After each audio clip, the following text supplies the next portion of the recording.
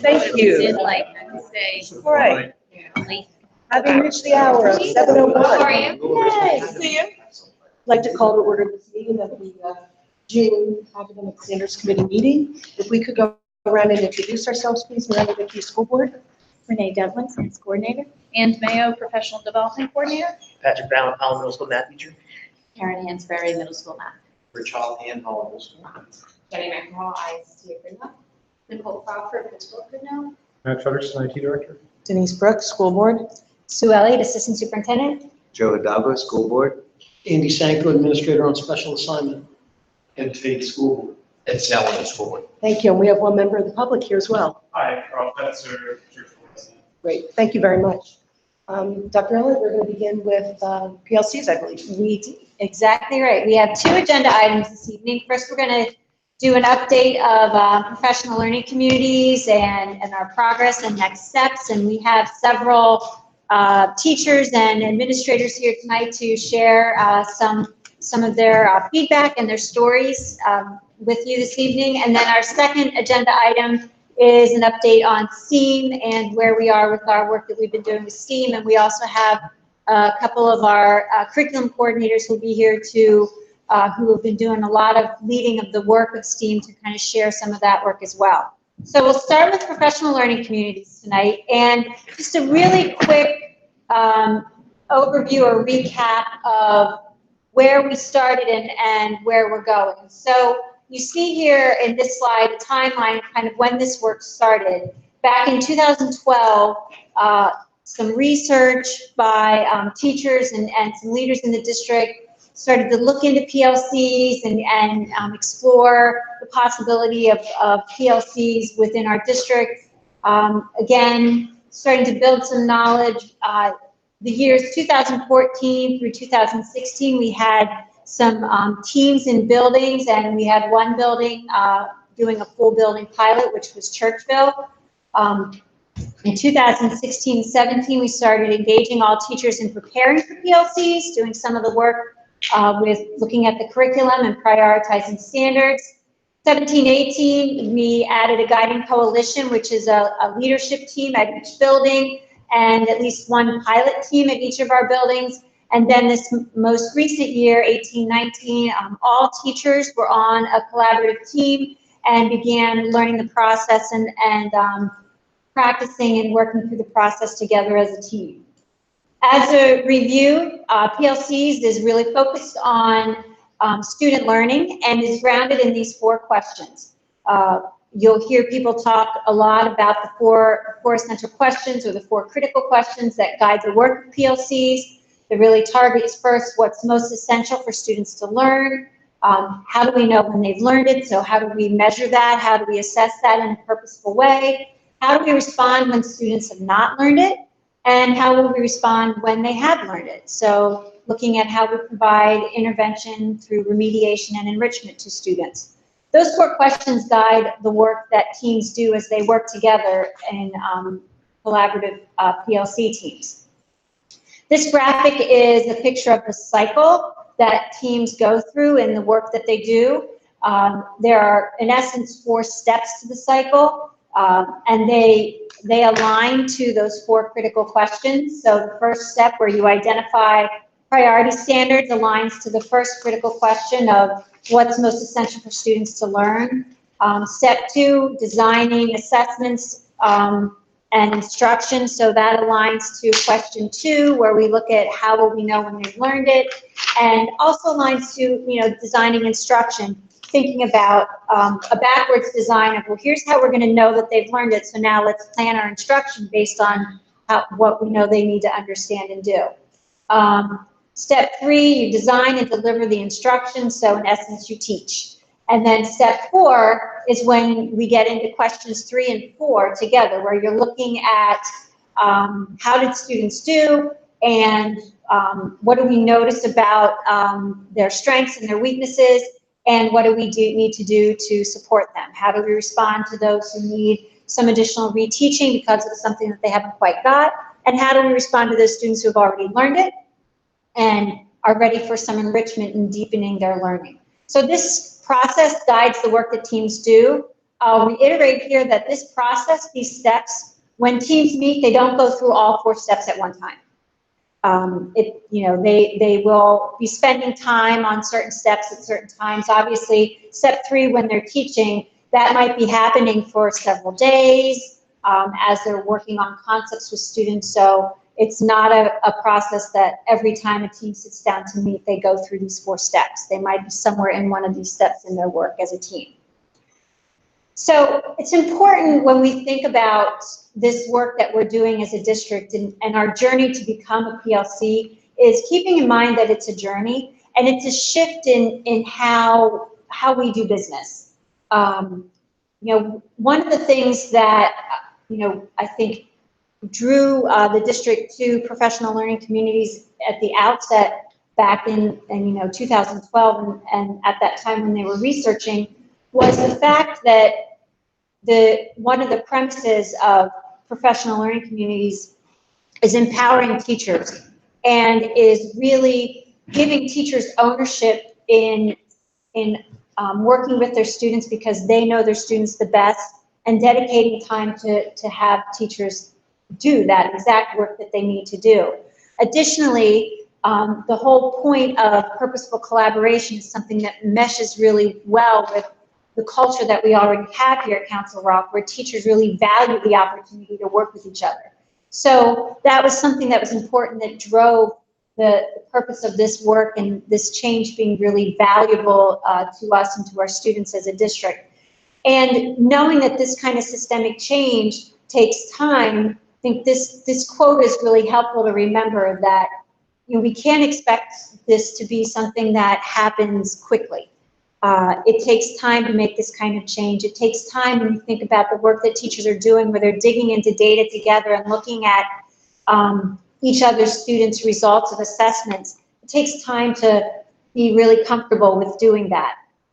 And it takes commitment and trust, and that's something that we're committed in doing this one step at a time together and knowing that this is a process and it's not something that's going to happen overnight.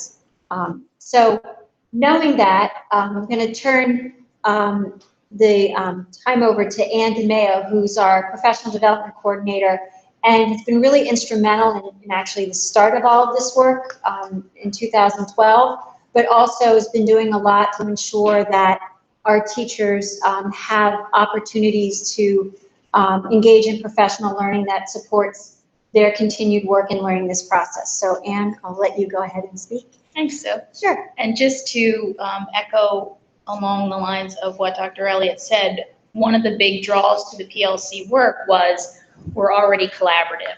So how do we enhance that along with the expertise of our staff and do so in a more structured and systematic way? In addition to that, the community piece was really important. And I just want to take a moment to thank our school board members for really supporting this work and being there for our staff, for our teachers, for our administration in so many different ways, and your patience with the process as well, because it's not something, as Dr. Elliott mentioned, that will happen overnight. So thank you for that. So as Sue mentioned, we've done a lot in terms of professional development to help our staff kind of move into this more structured form of collaboration. We've always done it. It's just our culture. It's who we are. Teachers collaborate. They rely on one another. In every workshop I've offered, it's always the most positive part of the workshop. We had time to talk with one another. We had time to pick each other's brains. So now we're just doing it again in a more formal capacity to enhance our students' performance. So we started with some summer workshops formally back in 2017. Prior to that, we had been really grassroots. We had a lot of coordinators come in early. They pulled department members together. Principals came on board, pulled some grade levels together. And so the training was happening on site. And coordinators trained with me. We attended some more formalized solution tree trainings, and we would go into the buildings. In the summer of 2017, we offered district-wide training. That was done with a team of in-house experts. We offered 3 two-day sessions over the course of one summer, and we had about 150 staff members attend that. And overall, our training has been well attended and well received because, as is typical of our staff, they're eager to learn. And when we're implementing something new, They want to learn as soon as possible and do it to the best of their ability. So we've really found that in any of the workshops we've offered. In summer of 2018, we brought in David LaRose, the consultant from Solution Tree. And we had a combination of people attend that. We had some new attendees, but we also had some people come back. They were interested in just furthering their knowledge, their understanding, and some who just wanted to refine their practice because they had been part of some pilot teams in 2017-18. That year, I think we had about 133, 135 people attend that training, which we thought was great as well. And we're not going to jump ahead to summer 2019 because we're going to save that exciting news for a little bit later in the presentation. But in terms of our focused professional development, we have a track in our supervision and evaluation plan that involves about 1/5 of our staff. Mary Ann's familiar with it. And that 1/5 of our staff has the opportunity to participate in some formal staff development, some formal workshops. So for the past few years, a good part of those workshops have focused on our PLC work. And I would say primarily around those first two questions that Sue mentioned, a lot of work in priority standards, identifying essential learning targets, developing common formative assessments. More recently, this past year, we had a couple special education supervisors working with our special education staff to talk about how they fit into the process, the collaborative teams, and also how it can benefit their students. On-site team coaching. So I've had the pleasure of being involved with that from the beginning. Again, lots of our curriculum coordinators, our principals are serving in a coaching capacity now as well. And they're also working with Guiding Coalition team members to help support the teams that are operating in the building. We also, as you know, have our two elementary tech integration specialists, Hannah Pressman and Danielle Udis, who have really been instrumental in advancing the work of the collaborative teams in a lot of different ways. They're both quite knowledgeable about the PLC process, so they're able to answer some generalized questions, but also share some technological tools. How do you best use, Excel to collect and analyze your data? Here's some tools that you can use for remediation or enrichment, that they can operate through the Chromebook. So they've been a great help in this process as well. Thank you, Anne. So to give you a recap of our district's financial investment in PLCs this past year, this gives you a sense of about how much money we've spent on mostly all professional development, obviously looking at our summer workshops, as Anne talked about, which comes out of our Ed Initiatives portion of the budget, our professional learning workshops during the school year, that comes out of our PD budget. And again, a lot of those costs would be substitute costs to cover subs while teachers are attending sessions. We do have purchased some professional resources as well as an online tool that we have for administrators and curriculum coordinators that is a global PD that gives them access to a lot of resources and some videos that they can use. So that shows you there the total of what our costs were for this year. In contrast to the year before, just to give you a sense of spending in 2017-18, we spent about $86,000 on PLCs with different trainings and things and consultants that we brought in. So, the cost has reduced, and you'll see in a later slide that the cost budgeted estimate for this coming year is a little bit less than what last year's was. So again, really focusing on a lot of training and that just is shifting and the cost of that changes as we go along. So the focus for this year, as Anne mentioned, was really a lot on learning the process and helping teams start to feel comfortable with what you do when you work as a PLC.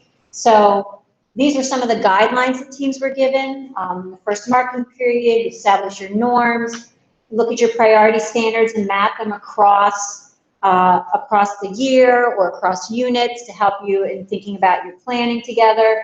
And then in the second through fourth marking periods, create at least one common formative assessment, try it, look at the data, and try to go through the cycle at least once if you can.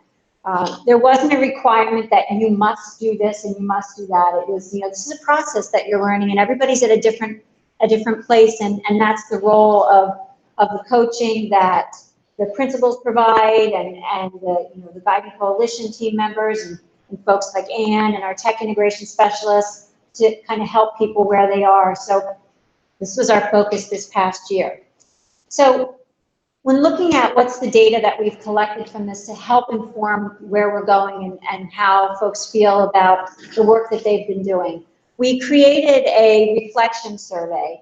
And I call it a reflection survey because it really is designed primarily for teams and buildings to use as a data point to help them reflect on their process and how they're feeling, how to celebrate things that are going well, what are things that are a work in process, and what are things that are a need for us as a team. So the survey was set up where they could complete it several times throughout the year. They had access to it all year, and teams could do it as often as they wanted to. We asked them to at least try to do it twice, so throughout the year. And there are two parts to the survey. The first part, there are 9 statements that teams were asked to categorize as either a strength, a work in progress, or a need. And then the second part of the survey was a qualitative portion where they were given the opportunity to provide some input or some feedback on what are your strengths, what are you celebrating as a team, what are things that are still work in progress for you, and what do you need, so that they could actually write some specific things down. So this is the structure of the survey, and I'm going to show you some of the data from that linked to the statements, and this will kind of helps us to kind of look at how do most teams feel about things, and what are some areas that we really need to work on with teams. So these are 4 of the statements from the survey, and these 4 statements were ones that showed a greater number of teams saw as a strength for their team at this point in May or June. So taking ownership of their work, having norms, having, their collaboration was focused and intentional, and then sharing roles. So those were things that were identified as some of the strengths that more teams listed as a strength in their work. How was that question worded? Was it a multi-select thing and you had to choose what the strengths were, or It was were a you rating? statement that you dragged into a box. This is a strength, this is a work in progress, or this is a need. So they identified it as one of the 3. And how many total statements were there? 9 And so these are the top 4 that appeared in the strengths. in the strengths, yes. So these next statements are ones that appeared as the ones of the top needs that people identified. So having tools to support timely and targeted interventions. That was one that, I expected to see there. As Ann mentioned, we've not really focused a lot yet on questions 3 and 4. And the big piece that relates to questions 3 and 4 is time, and having time in the day to provide interventions. And that's some of the links to the work we're doing with the high school schedule, and looking at finding and creating that time, and really working at all 3 levels to massage the schedule to make sure we have dedicated time to do that, and then providing teachers with the support that they need, and building that knowledge base of what do you do with intervention, and what do you do with that time that you have, and how do you utilize that as a team together. So engaging in evidence-based dialogue, again, when we looked at this point in the year in May and June of what teams identified as needs, these were the 3 that were the highest scores in identified as needs, and the rest were a lower percentage of folks identified as needs. So naturally, many of the things fall in the works in progress area, where we see those are still, we don't see them as a strength yet, we don't see them as a need, it's something we're still working on as a team. But these 2 ends of this help us see, okay, where do we need to kind of focus some support with folks and celebrate some of those successes. Just to highlight a few of the qualitative pieces that people shared, these were some of the statements that folks wrote in the qualitative portion of the survey. So highlighting celebrating the assessments they developed, celebrating the fact that they went through almost 2 cycles almost of the process, obtaining valuable feedback from their students and challenging their assumptions, and the commitment of everyone to all students. And these are things that are really important celebrations when you look at what a team does as a PLC. First and foremost, everybody on the team owns all of the students. It's not my kids and your kids, it's our kids, and we work together to figure out how to make sure that they all learn.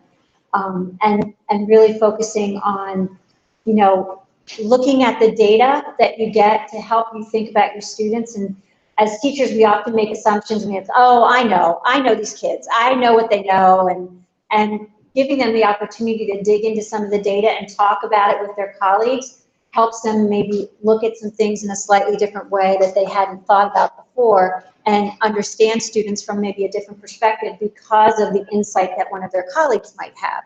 So having more minds together to think about something is a benefit for not only for teacher learning, but also for our students' learning. So some of the specific feedback with teachers provided that was a work in progress. So a format for data collection to be able to compare, and helping teachers feel more comfortable with doing that in an easier format. Enrichment activities, and again, that speaks to question 4. And again, this is something that the last one sometimes particularly at the secondary level, where we have different levels of courses with honors, academic, and accelerated levels, that sometimes teachers are on a team and they might be teaching a couple different levels of the same course. And so the challenge of sometimes, all right, these kids are moving at slightly different paces, and so sometimes we feel like maybe the data that we're looking at it's challenging for us, but again, it's something that we as a district, that's part of this process, we continue to work through. It's an ongoing learning process, and we get feedback, we learn from that feedback, and really continue to work to try to figure out how to get better for kids with every decision that we make. In the survey design, was the open-ended questions optional, or were you asking for that? They were optional. And what percentage of respondents filled in comments? I would have to look at the data. I don't know that off the top of my head. I mean, but do you think it's like most of them, or was it just a small number? Oh, there were a lot of comments, so I would say I'd have to go month by month because of disaggregating it out, but there were a lot of comments. So we want to hear a little bit from the schools and get a sense of what's happening in the schools and how teachers are feeling about things, and administrators. So we have a few folks here. We also have via video, we have Al Funk from Council Rock South and a chemistry teacher. So we're going to start with them, and they're going to share their reflection on the progress of PLCs this year.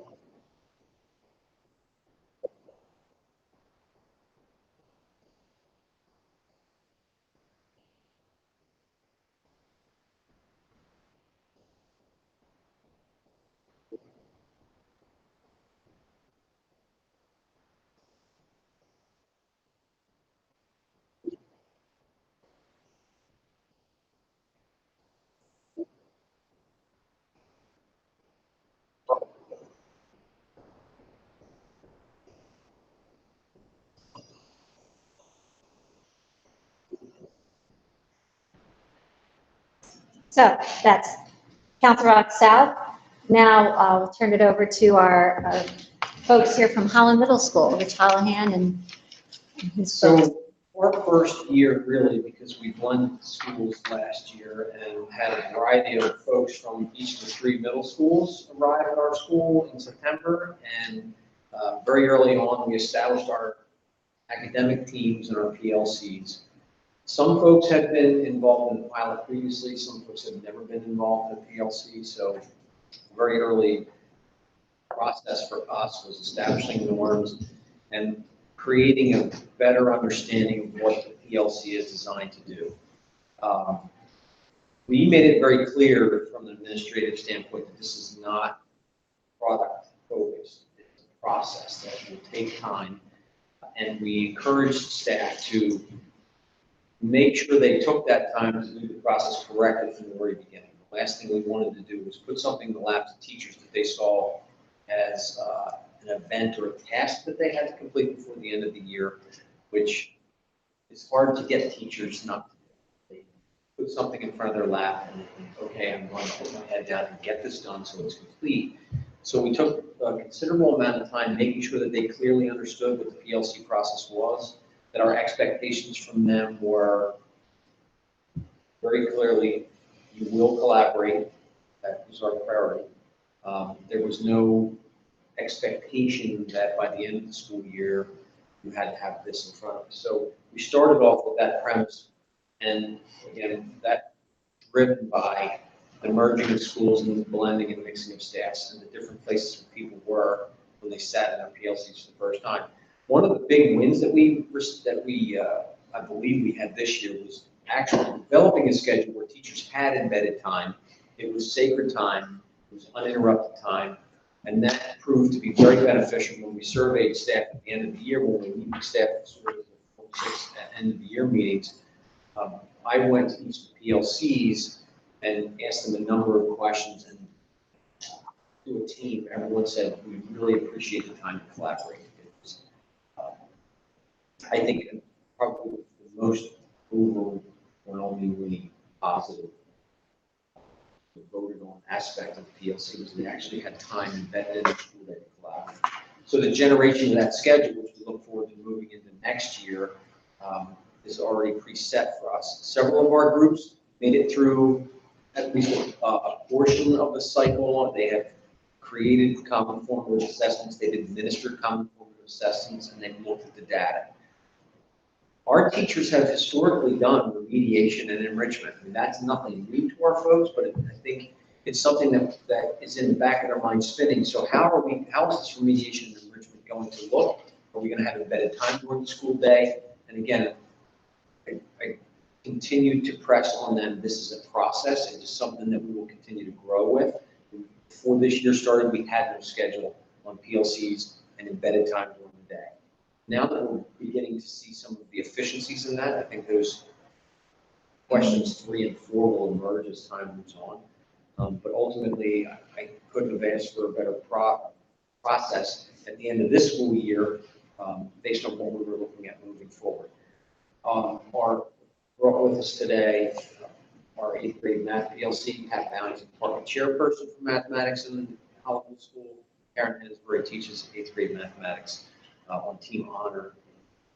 They are part of a 4-person PLC this year, and I'll allow them to speak a little bit at what the process was like for them, what their benefits were, how far along they are in the process, and I'll try to add in some highlights for them as well.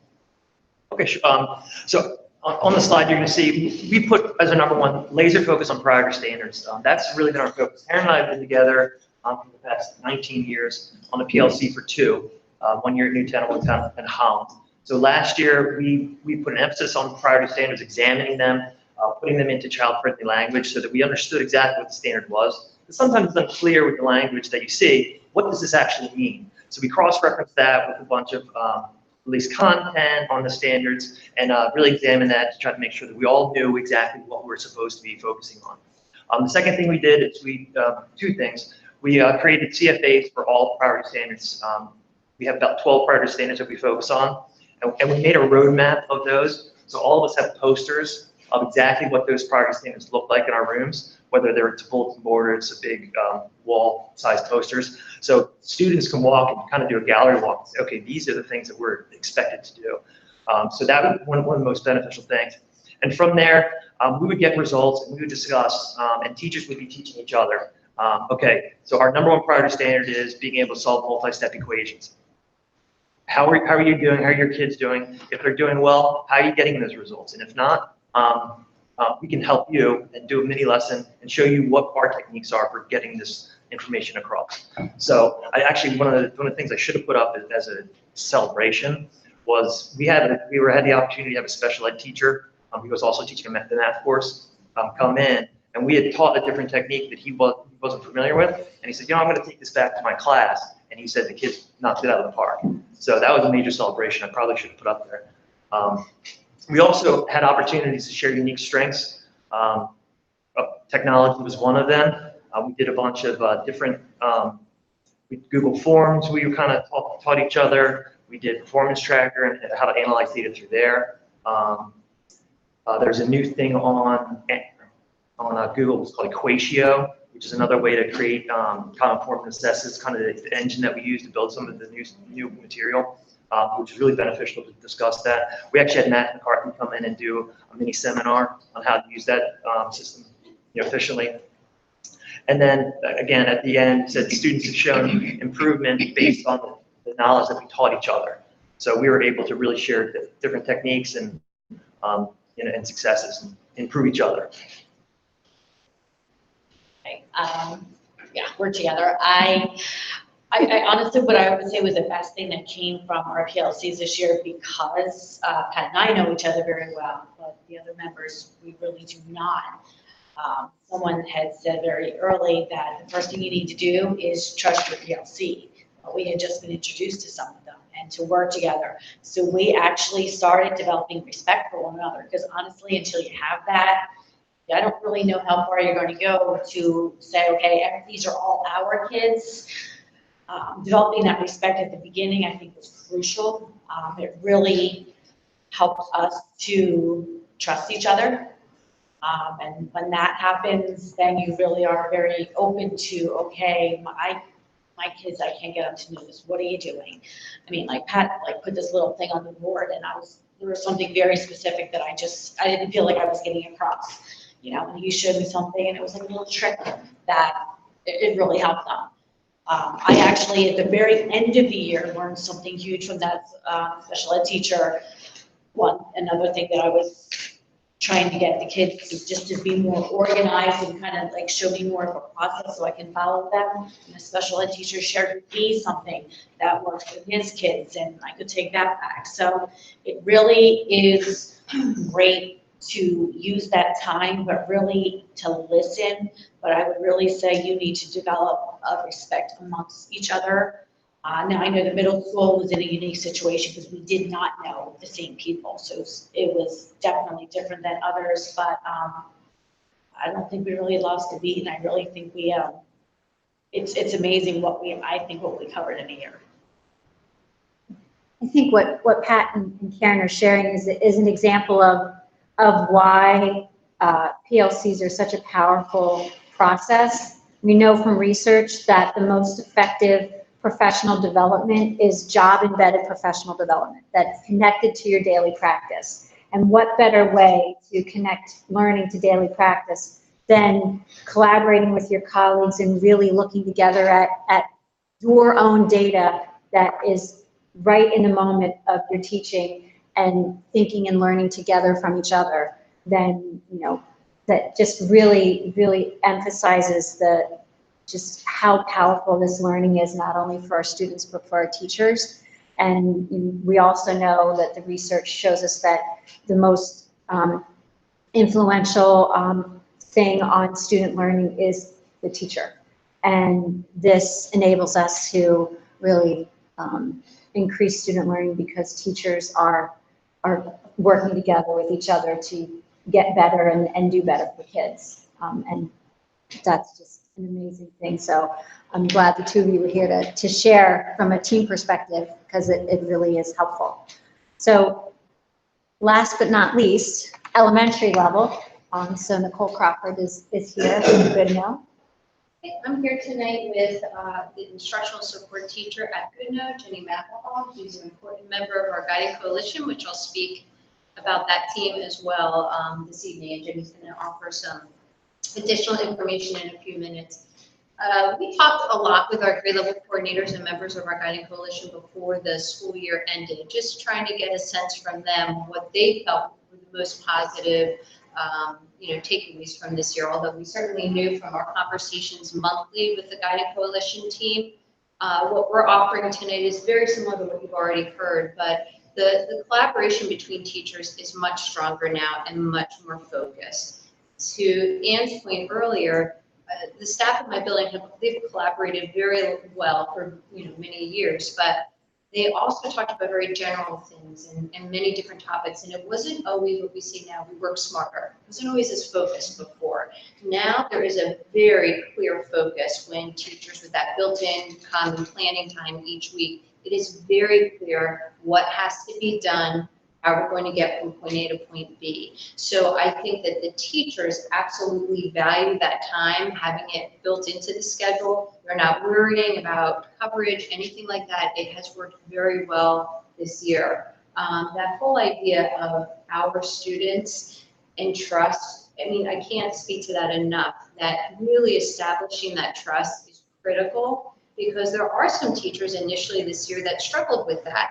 Well, if we put up the data or the Google document with my data for my students on the assessment versus Jenny's, oh, what's that going to say about me as a teacher? So through our guiding coalition, which is our team that represents every grade level, we come together monthly just to talk about PLCs. And I have to tell you, as a principal, early on I thought, oh, this is our chance to really dive into new information about PLCs, but growing everyone's knowledge with it. And what I quickly learned early in the year is the guiding coalition, the team needed that time to process, to problem solve, to celebrate, to offer suggestions. And so I learned to kind of pump the brakes on my end and say, this is important, especially for year one, that time is built in for the guiding coalition to lift each other up and for them to hear from their colleagues. So we were really lucky that prior to this year, we had our fourth grade team, which Sue has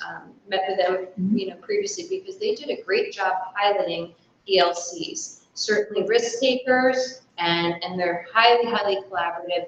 They have really helped the other teams this year, sharing their experiences that they had last year, what worked, what didn't. And during these monthly Guiding Coalition team meetings, we start to build, we would build trust amongst the team members, and someone would say, I'm really struggling with data. How do you streamline data, reviews and such? And then someone from the pilot team would say, oh, I have a Google Doc I'm going to share with you. It makes it really easy. And this is what we did. We made sure that every member of the team had a very clear role. And just in that meeting, I think you remember it, everyone said, aha, that makes so much sense. So we could have someone in charge of data collection, someone in charge of this and that. And after that meeting, which came from a colleague, it really helped the other teams to come together. And that's just one example, but that processing was critical to the work that they did this year, and that happened monthly. So I would, every month, say on the agenda, it would state, celebrations and roadblocks or challenges. And we put it out on the table, we rumbled with it, we worked through it, and I think in the end that made the teams much stronger. So that collaboration is certainly something that has definitely increased and has been more focused this year. More of a comfort level with student data again.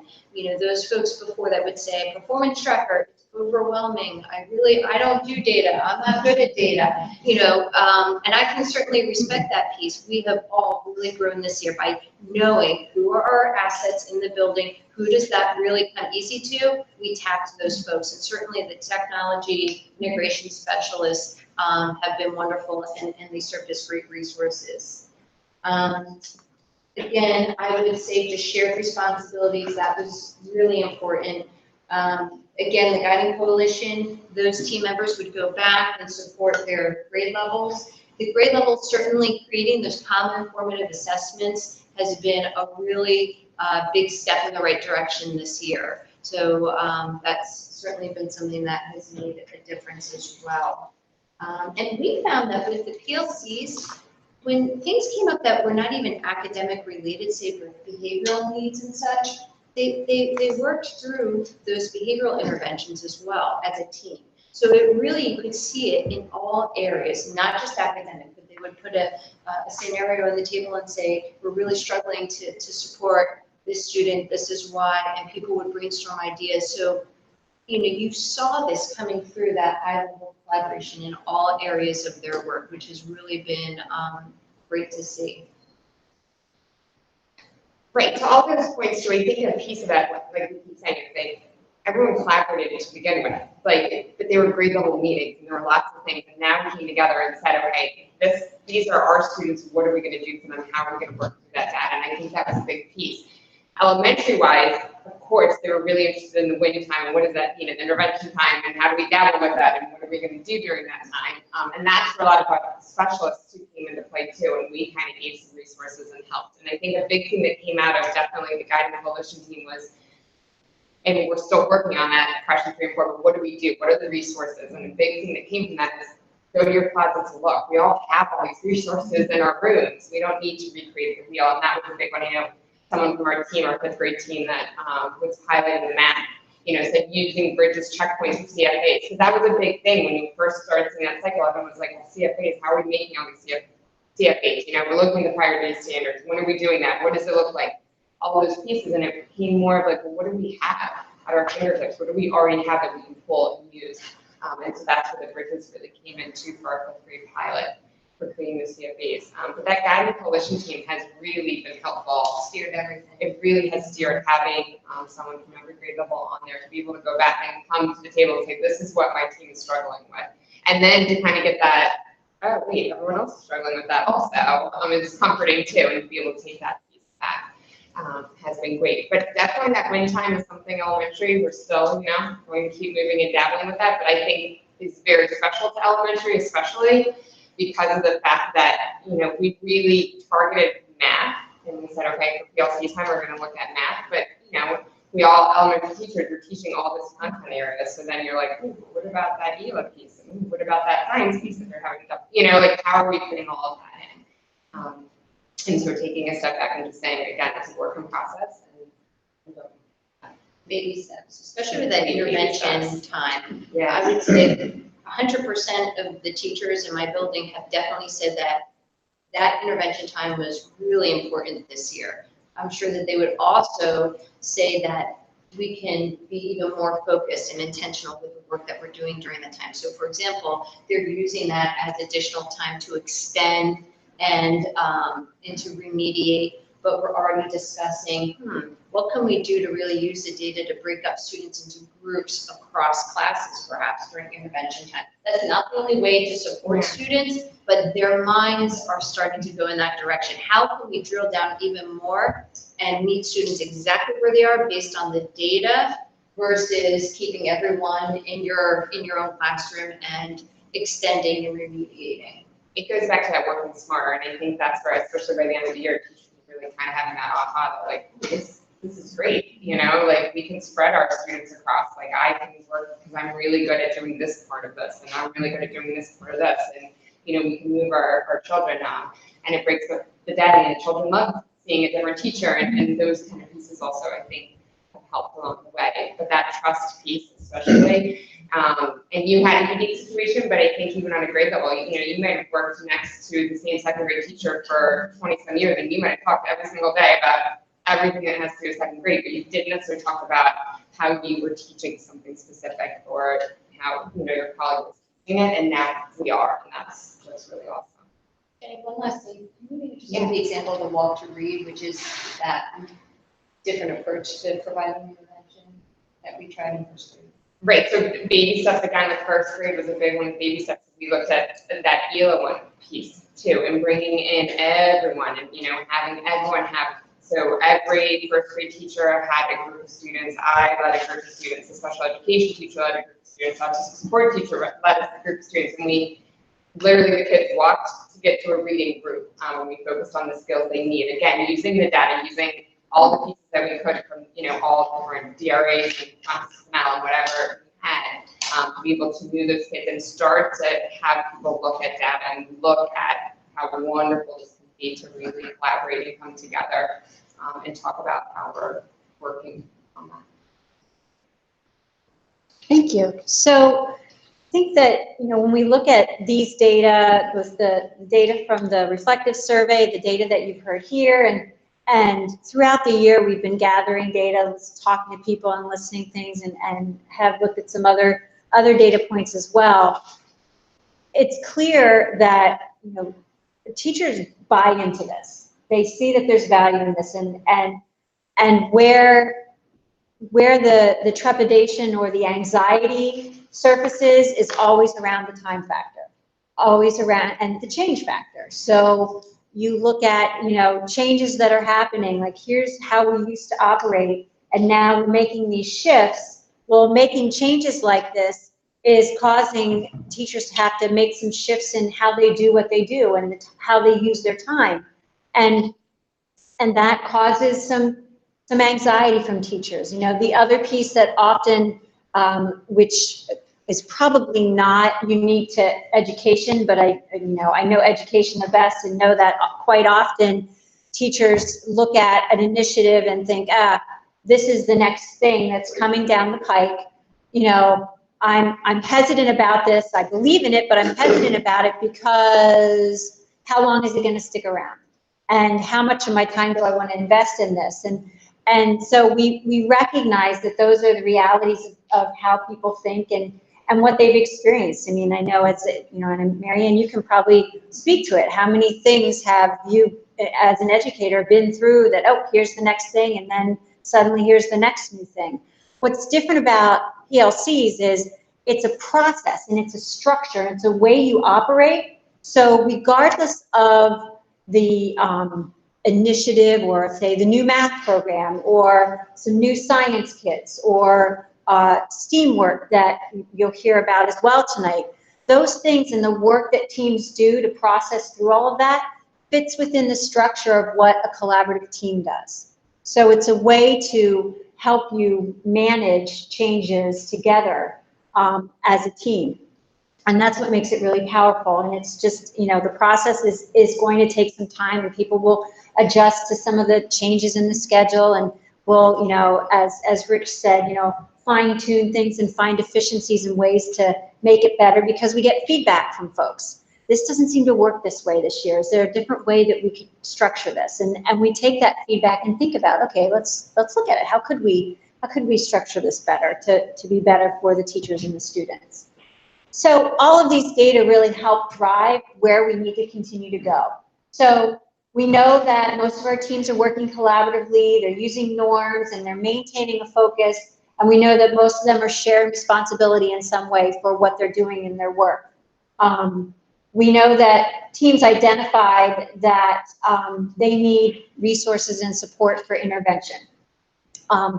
And, you know, it can be as simple as what Jim's saying, open your closet, you know, because some of it is folks think, oh my gosh, there's something new I have to learn. And I know I've had conversations with teams about intervention. They're like, well, what do we do? I'm like, well, what do you do now? When a kid's not getting something, what do you do? When do you meet with them? And they'll share what they do. I'm like, okay, now at the elementary level, you have to have a designated time in the day when you can do this instead of having a kid come during recess or trying to find some time. And so helping teachers to realize that you have many of the tools at your disposal, and it's just a matter of bringing those collective thoughts together. Teams are, you know, getting more comfortable with that evidence-based dialogue. Again, that speaks to respect and trust and feeling vulnerable with your teammates to let them see your data, because you might be worried about what people think about your data and what that says about you as a teacher. And then finding the tools to help them be more productive, whether it's, as Pat talked about, seeking out one of our middle school technology integration specialists, Matt McCarthy, to help them with some tools in Google to make their work more efficient. So teams are they're seeking out things, and we know that we need to continue to help them do that. So our next really big area of focus is on questions 3 and 4. And that starts with developing shared knowledge among our instructional leaders in the district. So our administrators, our curriculum coordinators, and other teacher leaders, and really building common knowledge around what it means to answer questions 3 and 4, and what it means to build a system of interventions. And we want to, as part of that work, really analyze our current practices, because there are a lot of things that we're already doing that are good. And it's not reinventing the wheel. It's looking at what we're doing and making tweaks to it to make sure that we're leveraging resources, time, and personnel to the best way we possibly can to meet students' needs. And we want to provide teams with that time and resources and the professional learning to help them begin to understand how to answer questions 3 and 4 and what a system of interventions is. And the system of interventions is broader than just the team. It's the whole building together, and the collaborative team is a piece of that whole system. And, you know, we will work on that. And some of that speaks to our continued professional development, which I'll turn back over to Anne so she can talk about the teaser that she gave you earlier. Yeah, absolutely. We don't want to include all the good PD stuff in one slide. So as Sue and I heard a lot of the feedback, read a lot of the feedback from the teams at various buildings, as you could see tonight and hear tonight, people are at a lot of different levels. So we thought, where do we go with this? You know, how do we meet the needs of all these teams, some of whom at Churchville are 5 years in, others just started last year. So we're excited about the format that we've designed for this summer. We're going to offer the 2 days, and we decided we're going to run concurrent sessions. So participants will have an opportunity to choose what session they'd like to participate in. And I'll just give you an example. One of the topics you've heard a lot about tonight is the common formative assessment. So we may have teams who are still struggling with developing a good quality common formative assessment. So that would be the focus of one session. But concurrently, maybe there are teams who are feeling really comfortable with the assessment they've designed, but they need to look at how do we collect the data. So we'll include a little bit about the common formative assessment, refining it, and then moving more into the data piece. So we've differentiated that just based on, again, the feedback we've heard from various staff members and various buildings. We'll continue to coach on site. Again, so many people are doing that informally. Guiding coalition members, as Nicole talked about, principals, curriculum coordinators. It's happening all the time. We want to formalize it a little bit, So in the past, people have just kind of reached out to me and said, we're struggling with this a little bit. Can you pop over? Sure. And go in. But we're going to look to formalize that and schedule actual days where teams can sign up for a slot that works, identify an area that maybe they're struggling with, and then we can come in with some resources, some ideas, et cetera, and just work with them while they're meeting. As you've heard tonight, in addition to our elementary tech specialists, our middle level tech specialists, Matt and Jack, have been integral in the process as well. And we're looking forward to even more power next year as we bring Althea and Christine on board. Althea is extremely knowledgeable in the PLC process. Christine, I believe, has participated for a couple years in a math PLC, so I'm sure they'll be able to contribute a lot as well. I think the other piece too with technology at the middle school and the high school level is with the introduction of Canvas as our learning management system, the resources and the tools available within Canvas that can help teams to work more efficiently is going to be really beneficial as well. So that's an added impact that we'll have at the middle school and the high school. So our budget for PLCs for next year, for this coming year, see it's just a little bit less than the 18-19 budget. So again, the professional learning that Ann spoke to for questions 3 and 4 in August, continuing, we'll offer some additional workshops as well for folks, and again, some more professional resources and our online resources that brings us to a total of about $50,000 that we've budgeted for continued work with our learning around this process and professional learning community. So just about $5,000 less than what we had expended this year. So when we think about the investment that we've made, both financially and from a time perspective as a district, and it takes us back to some of the main things of why PLCs. And in the graphic, the biggest word in the center of the graphic is the student. And this is a graphic that was actually a word cloud that was created from one of the many trainings that we did early on about what makes PLCs important. And it's clear from even at that point in time and still what you've heard tonight, it's about student learning. And it's about teachers getting better at what they're doing because they want their students to succeed.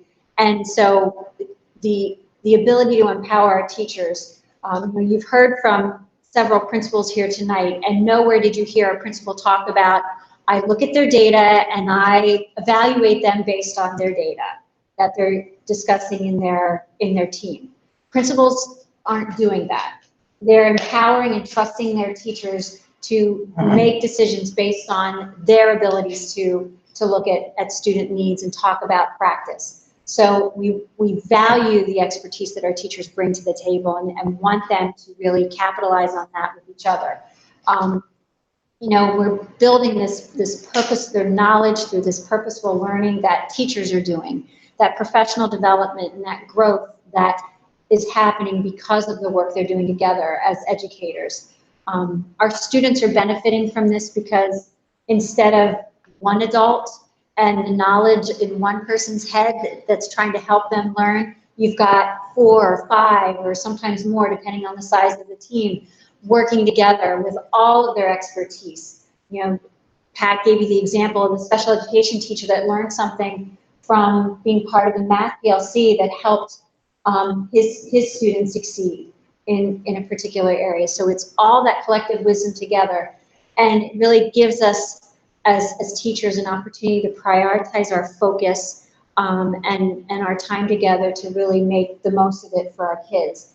So, I'm thankful that as a board you continue to support this and see the value in it, and I'm also really thankful for everyone that, school's been out for a week now, and I'm thankful for all those folks that came back tonight when their summer has started to share some of the stories that I think really help us to understand the power and the value and what's happening. So before we move on to our next topic for the night, we'll open up for questions. Yeah, starting with the board questions, comments. Yes, please.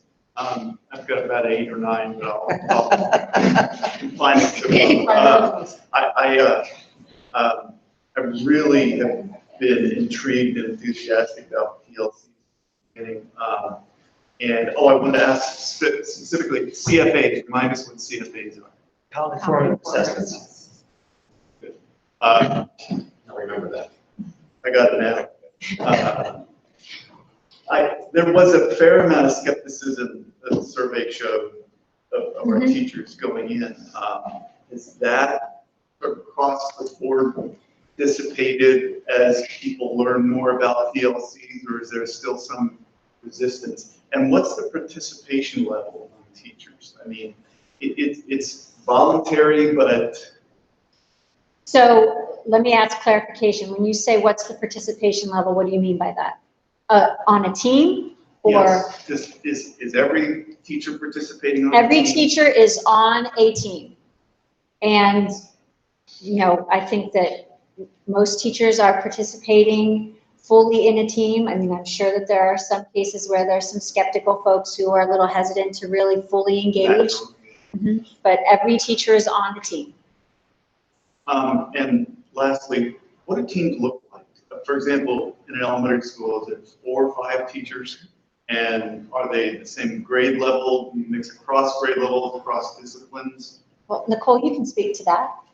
Oh, and I wanted to say, Nicole, I loved hearing what you said about working smarter. I mean, to me, that it speaks to the fact that this has always gone on, but this is a much more deliberate and focused. It sounds marvelous. And that's exactly what's happened this year for sure. In terms of, answering your question about teams, I will say for good note, most teams are by grade level, and that could include the general education teacher, the special education teacher, whoever is on that grade level. But I will say, going back to, we need this to be authentic. We need it to work for kids. And so there have been some outliers. Some teachers have come to me, perhaps they work with more students that have more special needs. And they felt that the work that they do with students didn't really align with what their grade level was doing, because it's so specialized. Perhaps those students have more functional needs and such. So the special education supervisors did a great job of partnering with principals. In my case, I went to them and they said, we're going to work with special education teachers and make sure that that particular person who works with more involved, students with more involved needs, they're partnering with someone perhaps in another school that works with a similar population. So again, it goes back to what's going to be the most meaningful that will benefit students. So that's one example. Another example would be specialists. So, the general music teachers, obviously we have one in our building. So, she's always collaborating with teams, but it makes more sense for her to collaborate with other general music teachers. And so the coordinator of the music department, he worked with his team, just like the same for art and the other areas, to make sure that that time was set up for those teachers to meet with each other across, the district. And they're reflecting on that right now. There were some departments that I believe they met, they broke it up north end, south end. Next year, I don't know, you can speak to that, but next year they're recalibrating and looking at maybe a different way to approach it. So, we're always reflecting on what's going to be the most meaningful and benefit the children the most. Thank you. Just 2 quick questions. You see this as a reoccurring budget item, or as money, as long as this goes on, or are we? No, I think that, will there potentially, as part of our normal professional development offerings that we provide, be topics that are related to PLC? Yes. Do I see us investing, significant dollars in consultants or, other focused, like targeted workshops, like in the summer, which is where our primary expenses have been? No. No second question. So I just have a question. Will the schedules about like the 8 days that the kids come in late at the high school, and will all of that be running next year the same way that it ran this year? Yes. And have those high school dates been put on the calendar? Like, does the community know those dates already? Andy, They've been selected decided, them? they haven't been added to the calendar. Okay. And what, like, well, Soon. make sure that's communicated well, particularly if there are ones like in September or, Especially freshmen. yeah, because that's a whole new. They will parallel the same 8 days that we had this year. But just, I mean, somebody had asked me if that things were changing, and I'm like, I don't think so, but I'm not 100% sure. And the point about incoming freshmen, it's a new situation, so. I want to just thank you all, like, so much. I'm completely fascinated by what you said, and it's really meaningful to me, because when we were talking about this last year in the community, a lot of parents were like, what's the deal? Like, why do they need all this time set aside to collaborate, whatever? Like, just, they're all talking and whatever. And like, it was funny because just for me today, something happened at work, and I found out some of my colleagues at other offices were doing something a little different. We're like, hey, you know what? On July 15th, we're all gonna get together and we're gonna meet, we're gonna sit and do this. And so I explained to people in the community, it's like, you're in front of kids. You can't just like be like, let's sit and talk about this. And even when you are talking about stuff, you might be talking about stuff that is more emergent or more specific to your day. So to, specifically have this time to focus on this, and intuitively I knew the answers, but now you've empowered me, you've given me some great examples to understand how you actually do that.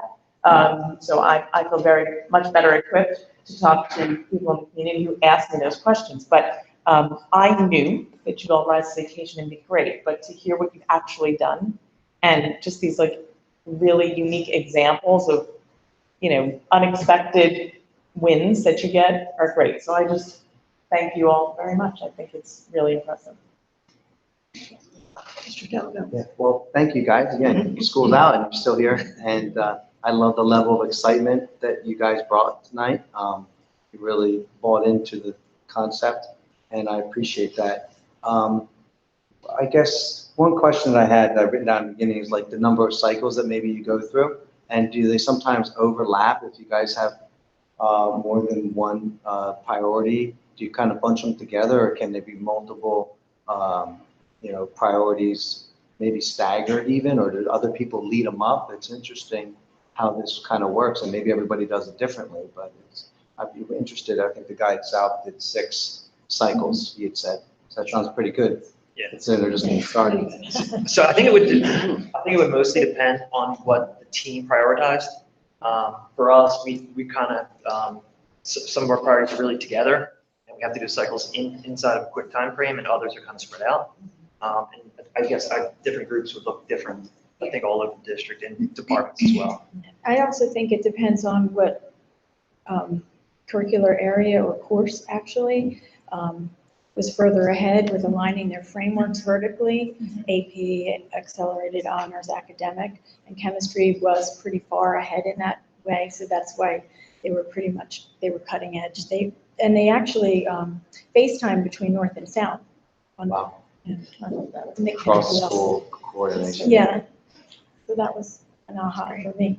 And some of it too depends on the priority standards that they're focusing on and the level of depth of instruction that is needed before they're ready to assess how students are learning that standard. So they might be, decide, okay, this standard, we're going to be teaching this for the next 2 weeks because this is a big standard. There's a lot of parts to it. So we're teaching it, and while we're teaching that, we're still meeting on our regular basis. So maybe in our meeting, we'll start planning ahead for some future things, knowing that we're going to come back to the standard when we're ready to analyze the data from an assessment.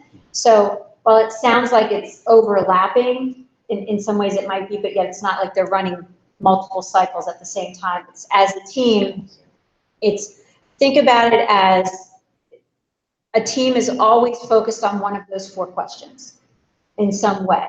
And they might be doing you heard several people talk about plan, do, study, act. So you can kind of map that on top of the cycle graphic that I showed you. So they might be in that do phase where they're teaching, but they might be doing some planning ahead, or they might be studying some things because they're going to do some intervention for some data that they just looked at on the, the next time they have their intervention time or their clinic time with kids, but they're doing the other part at the same time. So, it's, once teams become more comfortable and working together, a lot of that will just kind of happen. And many of the pieces that teams have been working on this year with mapping their standards and prioritizing things, and also creating common formative assessments, many of those things will be in place so that they'll move faster through things. And it might be just, are we okay with where this is? Yeah, it makes sense. And let's look at that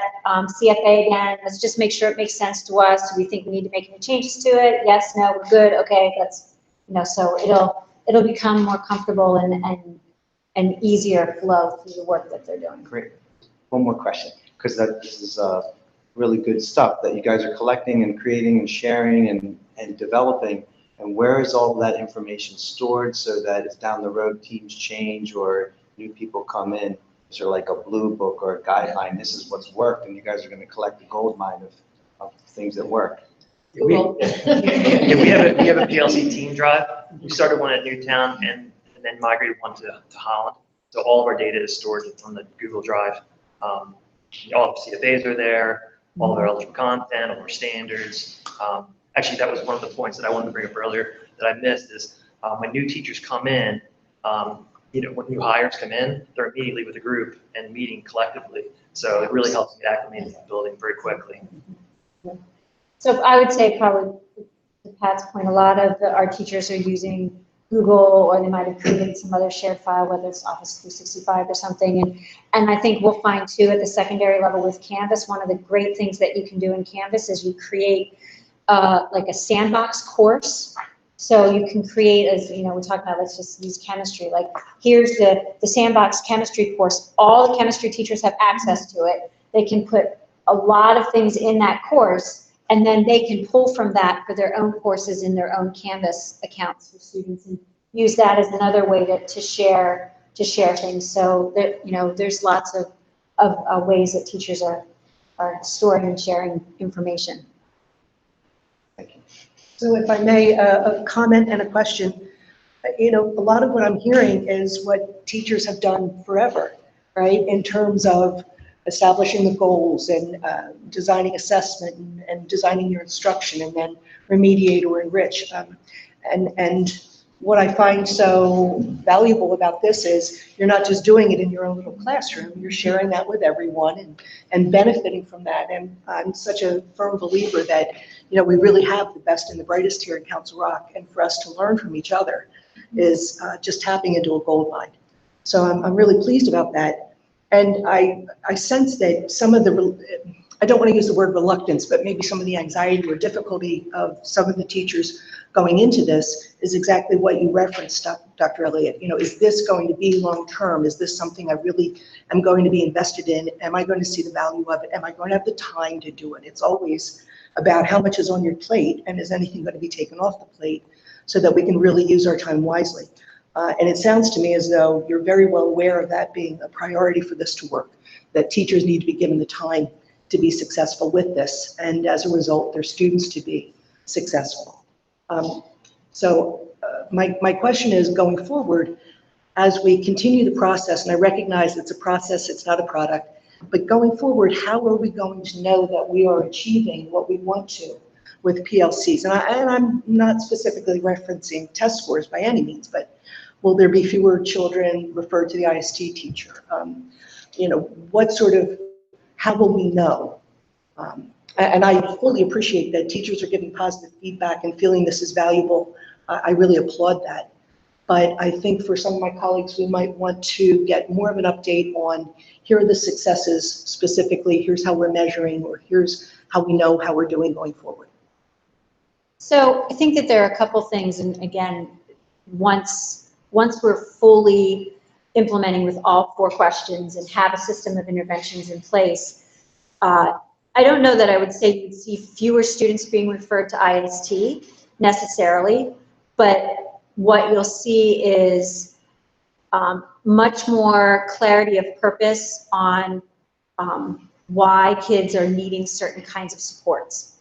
So the system of interventions, when it's fully implemented, is designed less like I use a phrase that when we think about IST and how it first started, many people perceive it to be a pipeline to special education. So this kid's not doing well in my class, so they go to IST, we try to figure out what's wrong with them, and many times teachers in their minds think, maybe this kid needs an IEP, as opposed to a system of interventions where we have screenings in place, universal screenings in place for academic, foundational academic skills in literacy and numeracy. We have screenings in place for identifying behaviors or social emotional challenges that students might have. And those screenings help to guide our entire system to figure out which supports to provide kids to help them be successful. And whether that success is an IST teacher is part of that team that's helping that student to be successful, or that student is maybe temporarily working with someone and then doesn't need that support anymore. So it's hard to quantify it like, oh, we're going to see less of this. I think, things that we would look at for measures of success would be, we should see changes in assessment scores. We should see that because we're, as Pat said, laser focused and really clear about what it is that students need to know and be able to do, that we'll see a change in student achievement, whether it's on standardized tests or district measures of assessment that we have our district final exams and midterms, or other, universal screening tools that we might use to measure student growth in foundational areas. We should see some change in that. We should see, change in instructional practice and the ways that students are being serviced, that kids know who their homeroom teacher is, but yet they're comfortable working with every teacher because every teacher brings something to the table that can help them, and they see it that way. So I think that's something that as we continue in this process, the measures will look a little different, and some will be quantitative, but some will still continue to be more qualitative in nature. Thank you. I don't want to overstep, but I would love to meet with you to talk about your survey, because I think I can offer some feedback that will allow you to collect some data that might get to the kinds of, that would be great. Not even necessarily changing your questions, but asking them in a different way so that they'd be measurable in a way that will allow you some longitudinal data. So To go back, piggyback off you said that they're doing the same thing they've always done, but now they're doing it in a collaborative way. So you might not be able to measure it quantitatively ever, but if you see that they're becoming more enriched themselves, and that equates it to the teaching, then you're going to see it. Whether you can measure it, it's going to be there, and the teachers are the ones who will be able to tell you whether it's working or not. And some of that will be attributed to students. Will trickle down to them. Some of it will be attributed to that. This is success that the students have will be attributed to that, but sometimes it's just the students that create the scores, their abilities. But I think, as you said, the coordination, doing business in a more team environment, it's kind of the wave of the future, kind of what STEM and STEAM's all about. Anything else? No? All right, I just want to thank all of you for taking the time and being with us. Really valuable. We appreciate your time. Sorry, we have a question. Yeah, as Mr. Chief was hinting at, after becoming proficient over the next few years in this process, one would imagine that individual PLCs as they're currently organized become very effective in their discipline area or in their grade level. What does the research say about cross-disciplinary or cross-grade level PLCs? So there are a lot of models of professional learning communities in the literature. The model that we're using is the one that is supported by Richard Dufour, the late Richard Dufour and his colleagues through Solution Tree. And that model typically focuses on not necessarily grade level, but teachers who teach common content. And in order to focus on student learning and really look at data together and make decisions about what kids need, it's important to be able to have the same content to talk about.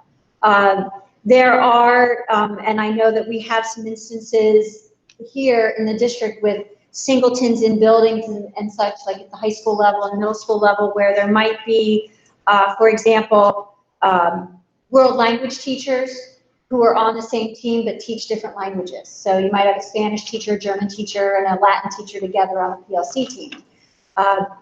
So when you have instances where there might be cross content, or even in some cases vertical, what the teams do is look at what are the common goals or priority areas that we have in common across this course that we can work on and study together. So for example, with world language, in all of the world languages, with the exception of Latin, you need to learn how to read it, write it, speak it, and listen to it and respond.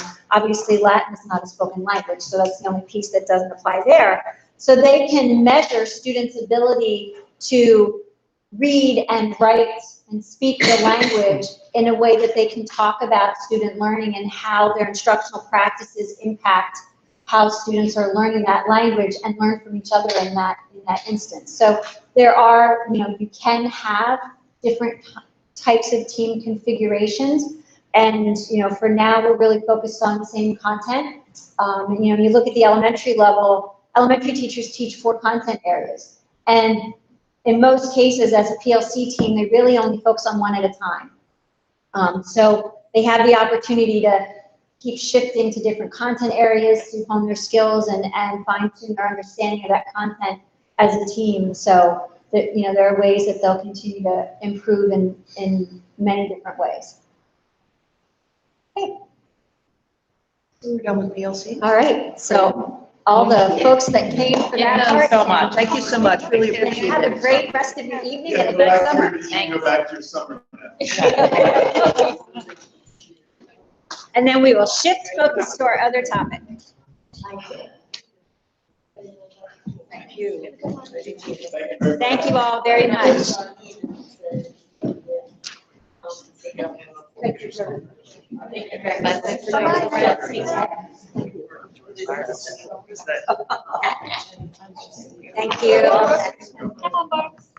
Thank you, Nicole.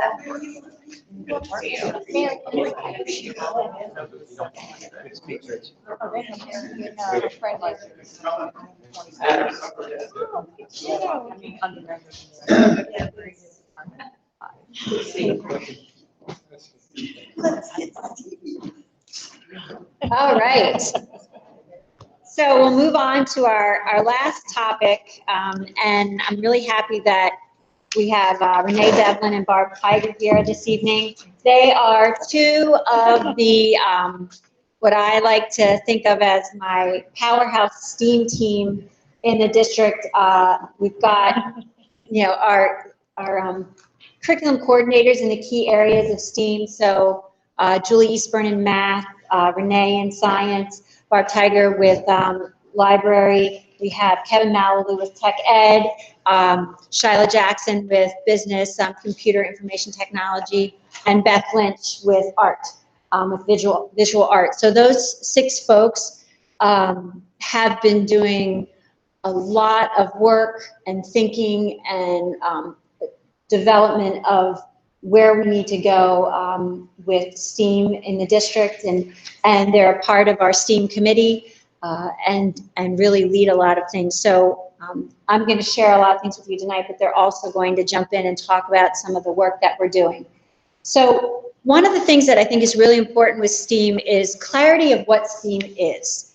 And you'll see, to clarify, there are 2 things that you'll see out in the literature and in writing, and you'll see a little bit of that tonight. Sometimes you see STEM, and sometimes you see STEAM. So for our intents and purposes as a district, and we follow suit pretty much with what our intermediate unit does as well, we think of it as STEAM. So science, technology, engineering, arts, and math. However, when we use the acronym STEM, so leaving out the arts, it is usually connected to some kind of a funding source. So at the federal level, most of the funding that is connected to any of this work is still STEM. So you will sometimes see the interchange of that acronym in some of the things that we're doing, but for us, it's all about STEAM, and it always will be all about STEAM. So the other piece here is understanding the definition of what STEAM education is. And this is important because this really grounds and centers us in the work that we do as a committee and as a district. So when you look at the definition that's on the slide, the key things here, that it's integrated, it's interdisciplinary, it's student-centered, and it's an approach to instruction that encourages curiosity, creativity, artistic expression, collaboration, computational thinking, communication, problem solving, critical thinking, and design thinking. So STEAM is not just, let's do fun activity in the class to see who can build the tallest bridge with straws. That's a great activity, and it gets kids engaged in some problem solving and some, creative thinking. STEAM is a mindset and a way of thinking about instruction that will actually, as we continue this work as a district, permeate what we do. It's a change in thinking of instruction. And STEAM itself, when you look at K-12 STEAM education, these are some, this is from a recent book that I read about STEAM leadership, or STEM, STEAM leadership, that high quality STEAM education really challenges students to be critical thinkers, solve problems, and you think of those 21st century skills of collaboration, communication, creativity, help to develop those skills. It's improving their ability to gather and synthesize data, fostering that curiosity, and it engages them in STEAM to increase the pipeline of STEAM professionals. So we want students to have the opportunity to engage as STEAM learners, to not only give them access to the plethora of jobs that are available in STEAM and will be available, and the ones that aren't even invented yet, but also what they learn through STEAM education has benefits even if they don't go into a STEAM-related field. And when you think about some of the research, and this is from PDE, and these data are specifically just to Pennsylvania, so there would be data that would be national, but you look at the number of new and replacement jobs in PA, STEM jobs growing, the number of jobs that are going to require computer science skills, and the average salary of a job that is in computer science. And keep in mind that many of those jobs that with an average salary of $85,000 may not necessarily be a job that requires a four-year college degree. We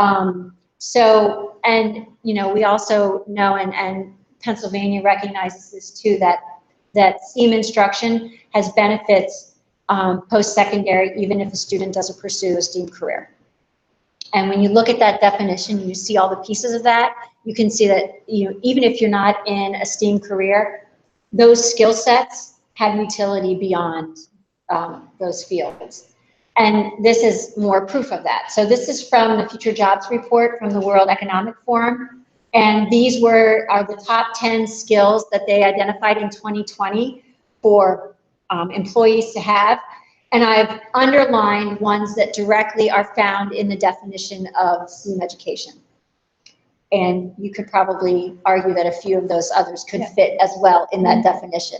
But those are ones that clearly, having those skills and the ability to do that complex thinking and problem solving and collaboration and critical thinking is really valuable, and these are skills we want our kids to have when they leave us as graduates.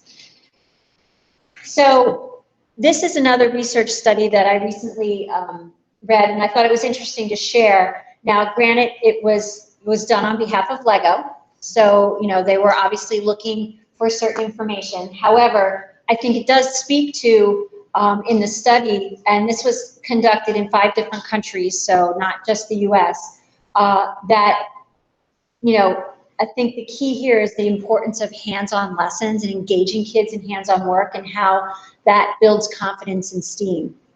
And when you think about that layered with what STEAM education is, you can see how that's true. When kids are really engaged in doing the work, you know, their confidence is going to increase, but also they're building those skill sets that are really important. So this research on STEAM really informs the work that we're doing as a STEAM committee and as a district. And we see the value of STEAM for all students, regardless of what career path they choose. We also know that computer science is important. And that doesn't mean that we're going to teach all our kids to be hardcore coders who all can read JavaScript and, you know, but understanding some computer science skills is going to be critical. And we also know that STEAM instruction really needs to involve our kids in student-centered hands-on work, that they're doing something, and hopefully something that is connected to a real-world context and not just, you know, something that's a project that's created. So I think, Barb, you're going to talk first a little bit about some of our STEAM work. So in 2018, we had a STEAM committee that started, and we brought in Dr. Lindsay Sides from Bucks County IU, and she introduced us to the Carnegie STEM Reflection and Goal Setting Tool. And as a group, we took this tool to show us areas that we excel in the district that maybe we didn't even know we were excelling in, and then other areas where we could improve. 2 of the areas that we highlighted that we really wanted to focus on was collaborative planning of STEM curriculum and a STEM leadership with the teachers, bringing them in to create a leadership program at all 3 levels so that we could push out more STEM in through our curriculum to make things better. So we started with our committee 2 years ago, and currently there are 40 members. There are some students from high school and middle school on the committee, community members, parents, teachers from all levels and all buildings, administrators, and the curriculum coordinators that Sue mentioned. In 2017-18, as Barb said, we started to plan, and this year we had level-specific work where Barb was in charge of middle school, although we all participated. Julie and I co-did high school, where she took the lead in high school, and then I was elementary. But again, we're all working collaboratively, trying to get to everybody's meetings as much as we can. So in 2019-20, this coming year, teachers have started to develop lessons, either on their own through this committee, and we're not going to implement them until 2021, but they're going to start to try them on a voluntary basis. But the main focus of 1920 is going to be professional development to expand our team of 40.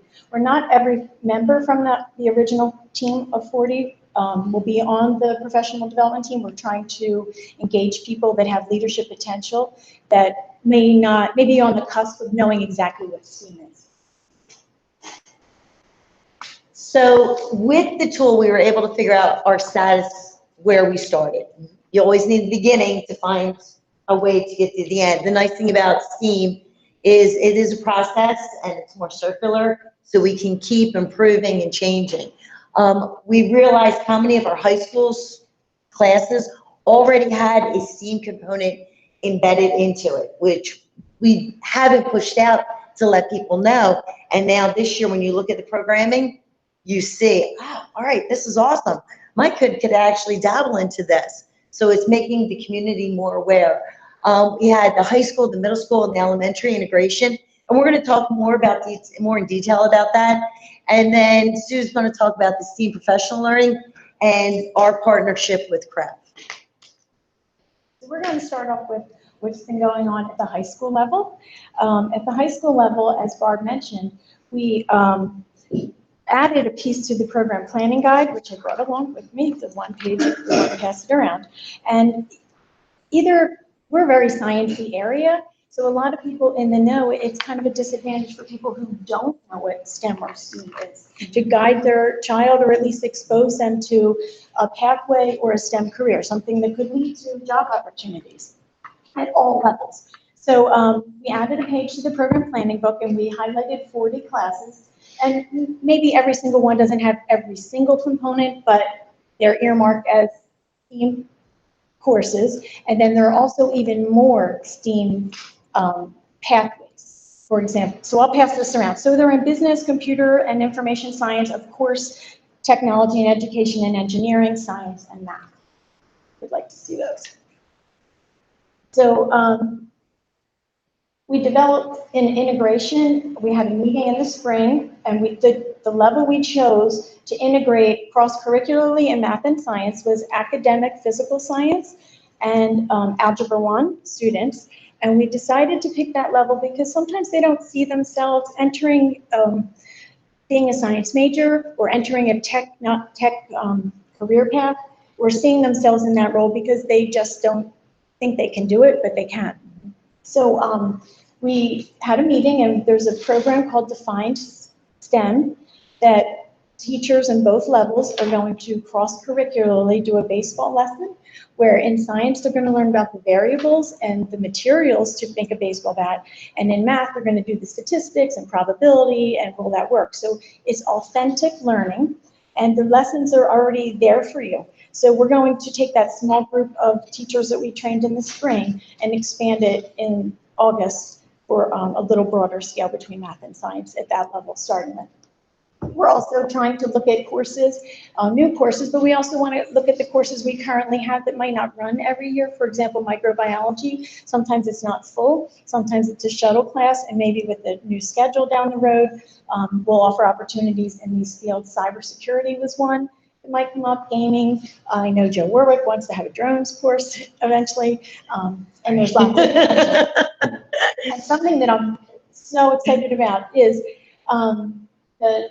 there was a grant through the PA Seed ecosystem, and when I think of an ecosystem, I think of biology and all the pieces working together, but the PA Seed ecosystem is where universities, professors, teachers, businesses, Dow Chemical, Merck, computer science professions, and students are going to come together this August. We selected 4 students, 2 from North and 2 from South, and we're going to be trained on the students being the voice for their community, finding out all the STEM or STEAM resources and coming back and seeing what they want to do about that. So to piggyback on the PA Seed ecosystem, this is Bucks County belongs to a regional PA Seed ecosystem, which includes Bucks County, Montgomery County, Delaware, and Chester County. Those 4 counties together have formed an ecosystem. They're nationally recognized as a PA Seed ecosystem. And what they focus on is bringing together school districts, school entities, nonprofit groups, say like libraries and other nonprofit groups, as well as businesses, all to come together to work and think about how do we continue to increase STEM and STEAM in the area. What are ways that we can create partnerships and help each other? I feel very honored that I am serving as a Bucks County representative on this ecosystem. So, you know, it's great to be able to be part of those meetings and network and bring things back to us, but also look at how, just even from a perspective of our area, how can we continue to really build STEAM and connect and build those partnerships with businesses. So it's a really great opportunity. And the chief science officers is one of the things that the regional ecosystem really worked to develop. So it will be students not just from Bucks County, but from the four counties together that are part of the CSO group, and to be advocates and liaisons for STEAM. Sorry, I wanted to add that in. Okay. So at the middle level, we were focusing on combining the schools in the beginning of the year, developing those relationships, building that trust, really focused more on PLCs. At the end of the year, we threw in the STEAM component with creating a think tank of teachers from multiple subject areas. We pulled from retail Holland, 7th, 8th grade, and all curricular areas. And we threw some curriculum coordinators in there and some administrators and just brainstormed about what are we doing and where do we want to see this? What can we improve on? Which is everything you want to do with PLC as far as improving in a cycle. So what we did was we took a lot of our projects that we were doing and we brainstormed them and put them all into one area and said, hey, in the fall, let's come back and revisit. But if everybody can go back to their buildings, go back to their grade levels, go back to their curricular areas and ask them, what are you doing in STEAM that other people could piggyback on? And we collected all of that information. One of the projects was a 7th grade project called the solar ovens. We collected a ton of pizza boxes. Some people from the community, some people had eaten the pizza and then gave us the boxes. And we had aluminum foil for the students. And what they had to figure out with this project was solar energy. And they had to create a s'more. When they were finished with the s'more, they ate it. And you were able to see from the math point of view, what was the best angle to put your box? Whose s'more melted quicker? What materials did you use? I know, I'm hungry too, so that's one of the reasons. And the kids loved it. They were outside, they were moving around, they could come up with all different activities, and then they were building on it. Well, how could you have improved this product? So we're taking that and then we're looking at it next year to say, well, what if we reached out to the community? Who has solar panels in their house?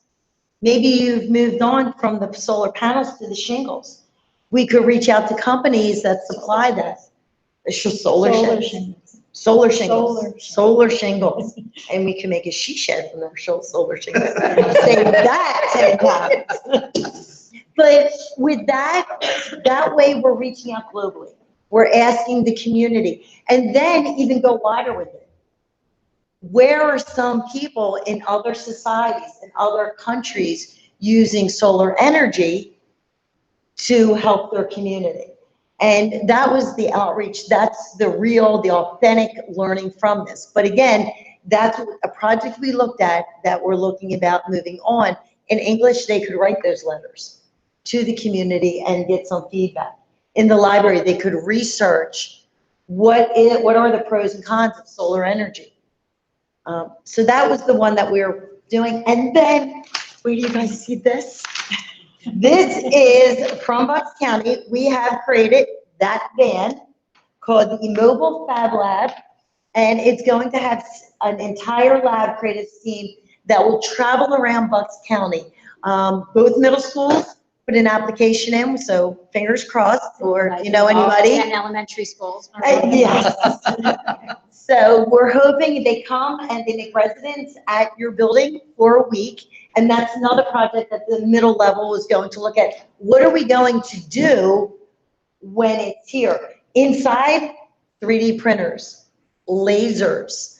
What else do we have in there? CNC routers, vinyl cutters, and robotics equipment. It will be all in there for our students to use. So we are excited. If you can't tell, I'm going to pass this around so that you can take a look at it. But the middle level is definitely pumped to jump on board for the fall. So you submitted the applications. Did we get them? We don't know yet. We don't know. They're developing curriculum. As of yesterday, they registered at Bucks County IU, and they're developing curriculum for the band. And then I know we put in for March because we thought that would be a better time. I know an elementary school put in for October. I think it depends. Every school who submitted an application was allowed to choose 3 dates that the IU will then look at all their applicants to try to shuffle around and give everybody their first, second, or third priority. Yeah. And the IU got this van through a grant.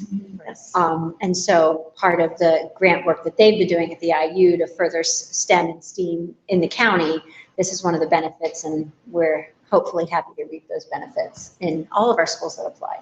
And I know they're working, they want to accommodate just as Oh, they many. do. I mean, this is such a huge focus Yes. for what they do, so. I was We need a pleased to see fleet. on there, in addition to schools, they have shelter residences that they'll be going to. Great. Yes. And who from the IU, the IU is the person who's going to come and work with the students then? Or does the lab come and you work with the students? So it's a combined where they're developing the curriculum and then you'll pick and choose what you think is best and matches your curriculum that you have. You'll be taking students in there. They will have an instructor, but it's a hands-on for the teacher. It's not a drop and shot.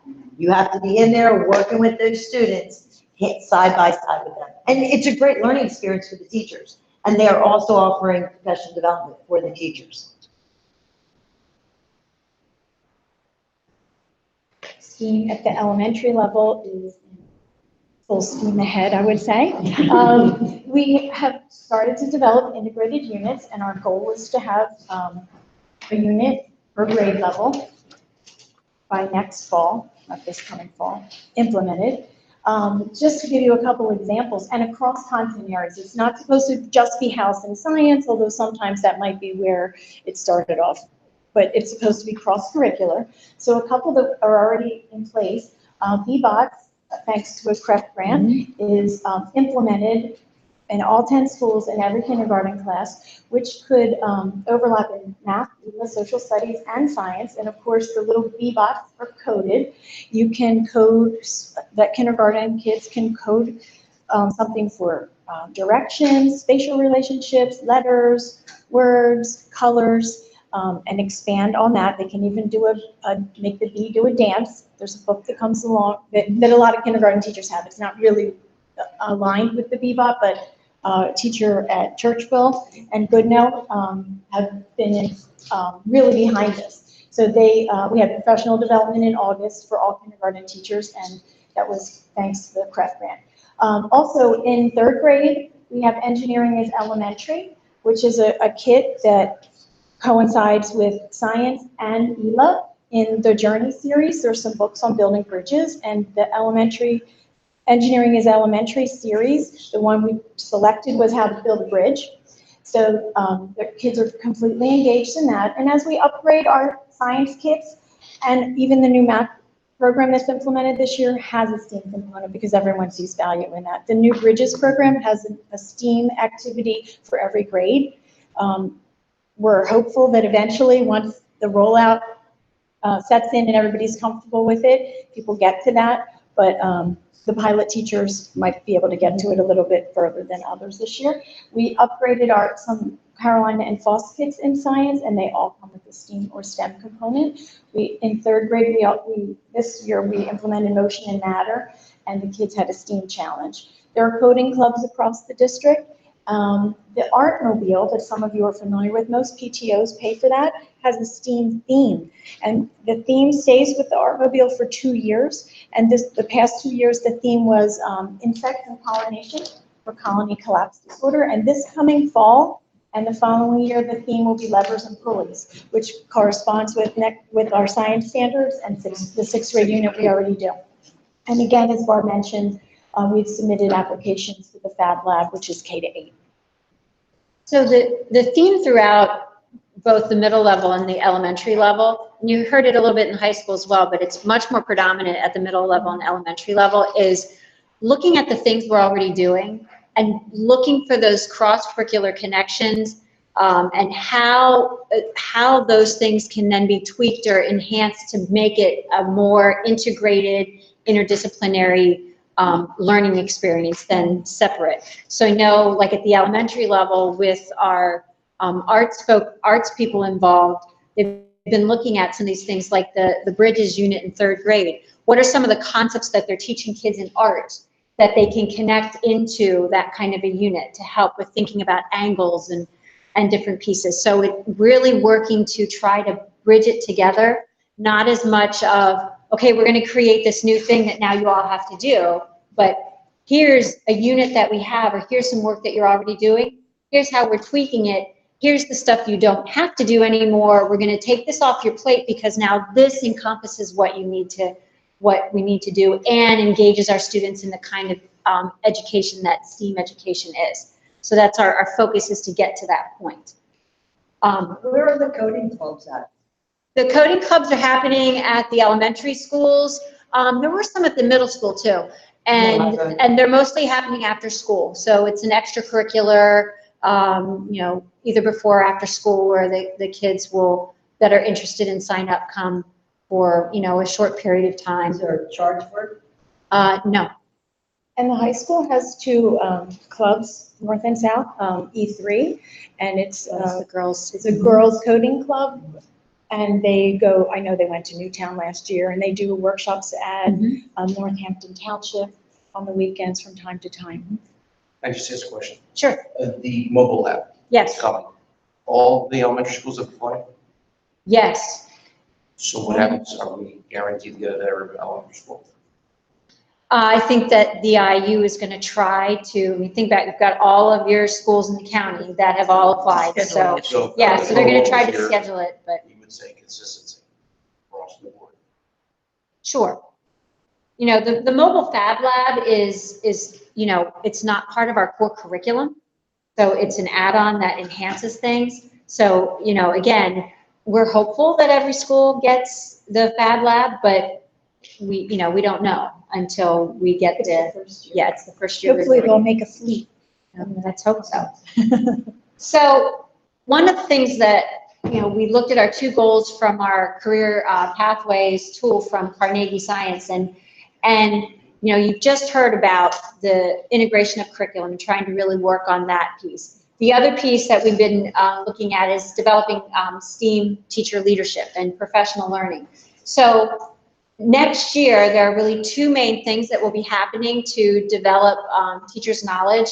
One of those is through our PA Smart Grant, and that focuses on computer science. So we have 7 or 8 teachers, and through the grant, we were limited in the number of teachers that we could send to things. So if we would have been able to send more, we would have, but we were limited with the funds of the grant. So we have 7 to 8 elementary and middle teachers who are attending the K-8 integrated model, which looks at how to integrate computer science standards at the elementary and middle level. Then we have 2 teachers who are attending the intensive high school training, or the boot camp. That training is more days and it's much more involved, and those teachers will walk out of there prepared to take the computer science certification exam and be certified in computer science for a district. So additionally, with the grant funds, we're using some of those funds to provide some training at the middle school and high school level with math teachers, as well as some of our business computer information technology teachers on the development, how to develop computer science courses, on looking at coding. And that'll help us, if you remember earlier in the slide, we talked about possible new courses in cybersecurity and maybe gaming. So some of the work the professional learning that we'll do this year around coding and computer science with middle school and high school will help us in the development of those courses, and possibly some others as well, as we look at some things. Then the other big piece of professional learning that'll be happening this year is our STEAM teacher leadership training. And this training was, the FAB, what was it, 6 of you, the 6 coordinators and I sat and talked about how do we develop a proposal or something that to build teacher leadership and sustainability of STEAM knowledge in the buildings, primarily at the elementary and middle school. Because when you think about the high school, you've got teachers with special certifications in courses. So more so targeting the elementary and middle school with this training. So we wrote a proposal to CREF, and they accepted our proposal, and we have a partnership, which I'll highlight for you. But this training will be 4 to 6 teachers from each elementary and middle school, and it will, include some administrators as part of some of that work. And the focus of that training is to really build knowledge of teacher leadership about STEAM, what STEAM looks like, how to strategies to help build knowledge of other teachers with STEAM, and how to integrate STEAM in the classroom.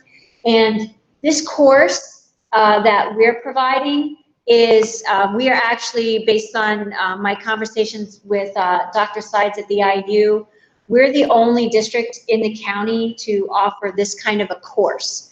Other districts have done, teacher workshops and things on STEAM, but we're the only district to really be targeting. This is a course where we're working with the IU to develop. It's patterned off of a course that the PAC ecosystem is offering to administrators for STEAM teacher leadership, so mirror some of the same components of that course. And it's really to kind of build their, build leadership and build that knowledge and sustainability. Then following that, in 2020, 2021, our lead teachers will have the opportunity to provide support and training in the buildings with the STEAM units. So the reason some of this work with the development of STEAM things is pausing for a year or still in development for a year is at the elementary level, primarily because we have a new math program next year. So teachers need to focus on the new math program. So our cadre of STEAM committee folks and leaders will do some of the work with the practicing and trying some of the units and testing things out, but not putting any onus or responsibility on classroom teachers next year because Bridges is going to be enough. And at the middle level, because as Rich Holland talked about in the earlier presentation, with the merging of 3 schools into 2, a large focus of the beginning of the year, most of the year at the middle level, was developing those relationships and getting to know all the new teachers in the building. So we started the work at the middle level a little later in the year because it was important for that important work and building of relationships in their buildings to happen before we engaged folks in some of this work. So that middle level work will continue as well. So kind of highlight the costs of the STEAM for 1920. So you see here the computer science, $35,000 is through the PA Smart Grant. The development of our integrated units for STEAM, some of the work, the elementary level and the middle level, that $24,000 comes out of the Ed Initiatives budget. The development of high school courses, we estimated about $2,000 for that. That comes out of the curricular budget. The coding clubs that we're doing at the elementary level, those we are paying for through Title IV funds, so federal money that we have. The STEAM teacher leadership course, that $25,000 is with great gratitude and thanks to CREF. And in particular, KBK Technologies has partnered with CREF to provide that funding to support that. So the grand total of that $92,500, I'm excited that 65% of that is from outside sources. And the inside sources, those funding, obviously the curricular budget, we typically put funds in our budget for curricular revisions and things like that. So that's a normal part of some of our budgeting process. The development of the integrated units, when you think about, Ed, as you mentioned, asked earlier about an ongoing expense, we don't expect that to be an ongoing expense. That's something that will develop those. They may from some time to time need some tweaking, but that would be covered more by the curricular budget than it would necessarily be a larger cost, such as this one is here. So just to highlight again, I'm really excited about our partnership with CREF. And, CREF, as I think it was our April board meeting or our May board meeting where we had all the CREF awards and you saw all the different innovative grants. So CREF has made a commitment to continuing to provide funds to support those innovative grants, but CREF also wants to support some broader impact kinds of activities that impact a whole grade level or a larger group of students or teachers. So some of that has been highlighted in some things that Renee talked about. So the embryology unit that is in 4th grade. We have our engineering's elementary 2nd grade pilot with hand pollinators. Our BBOTs in kindergarten were through CREF. And of course, our STEM teacher leadership course is through CREF. So those are some of the broader impacts that CREF is really supporting, and we're thankful for that. And of course, I can't forget to mention it was our 11th annual, right? 11th annual district STEAM night. And I mean, just to be there that night and see all the different things and the students that are involved, so the high school students and the older students that are there helping and teaching and working with students and exposing students to different aspects of science. And we've got, at the STEAM night, you have tech ed folks there demonstrating robotics and different things. We've got arts people there doing things with prisms and all kinds of stuff. And we had our family and consumer science teachers there looking at how science and STEAM is involved in family and consumer science. And many of our science teachers, we had math teachers there looking at coding, and our librarians there doing, I forget what you Did all the Legos. The Legos and Connect. makerspace And then, things. yes, and they were doing little lights. We had a board meeting that night, didn't we? Yes, Yes. yes, you My did, family and a did. retirement. So Every year that happens. I would like to make the pitch to not do that on a Thursday, every year I on a agree. well, I Thursday. will say that in the original calendar. No, I know, there wasn't It supposed to be a wasn't board supposed to be meeting, a I meeting know. that night, so we did I plan know. it that way. Hard. It's hard to sell. It's over 40, 50 teachers come, and they can get through a week on a Friday. It's hard to get How about through on a Wednesday? Saturday. Like a Thursday. So, I mean, we're really thankful to CREF and all Maybe the that different should things. become our May, academic, It's gonna be- I'm sorry, education committee outing. Maybe. You can always take off. I haven't been, I went years ago, I haven't been in 6 years since I'm on the board, always on a school board night. Yeah. So, just to reiterate, when we think about the 21st century and STEAM and science and technology and innovation, you know, we're in an era where the careers and the jobs and the opportunities of our current students don't yet exist. In fact, our students, I believe, may be actually creating some of those new things. And I think that this quote really emphasizes the point that I think it is critical, that we need to make sure that STEAM is a part of what we do because of the influence it has on so many other aspects of life. And it really is important that our students are exposed and that all students have access, not just those that are attending extracurricular things and after-school things, but all students. And just to highlight all of the things you've heard tonight, there are 4 key things that we really are working on. So we're working on our K-8 integrated STEAM for all students. We're working on building teacher capacity and sustainability. We're working on developing new courses or retooling courses at the high school, and really looking for those purposeful curricular links at the high school as well for some of our students. And that kind of sums up the 4 kind of main points of encompassing everything that we're working on. So, any questions? Bravo. This is amazing. Questions? I have a question, I guess. When you talk about more pathways, there's 40, earmarked courses that are considered STEAM. More pathways. Well, for example, accelerated chemistry may not be a true STEAM course by the definition.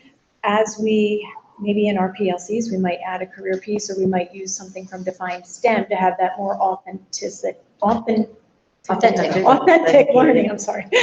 Yeah, authentic learning. Like I might do a titration lab and I might not explain that where in the world it's going to solve a problem and the engineering behind it, because I'm trying to fit all my curriculum in.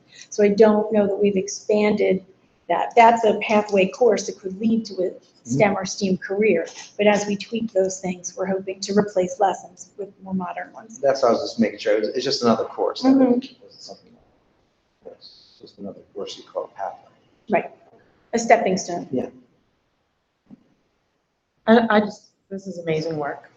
And I mean, I'm very grateful that our students are gonna have this kind of exposure, even just the language. Using, calling students CISOs, telling them about, cybersecurity, focusing on gaming, which of course is gonna appeal to them on one level, but the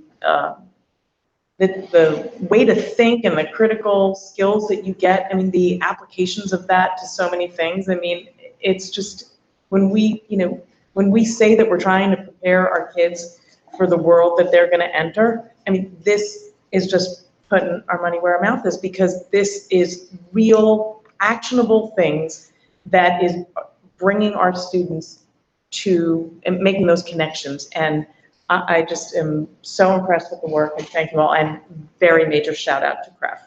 Mhm. Yes.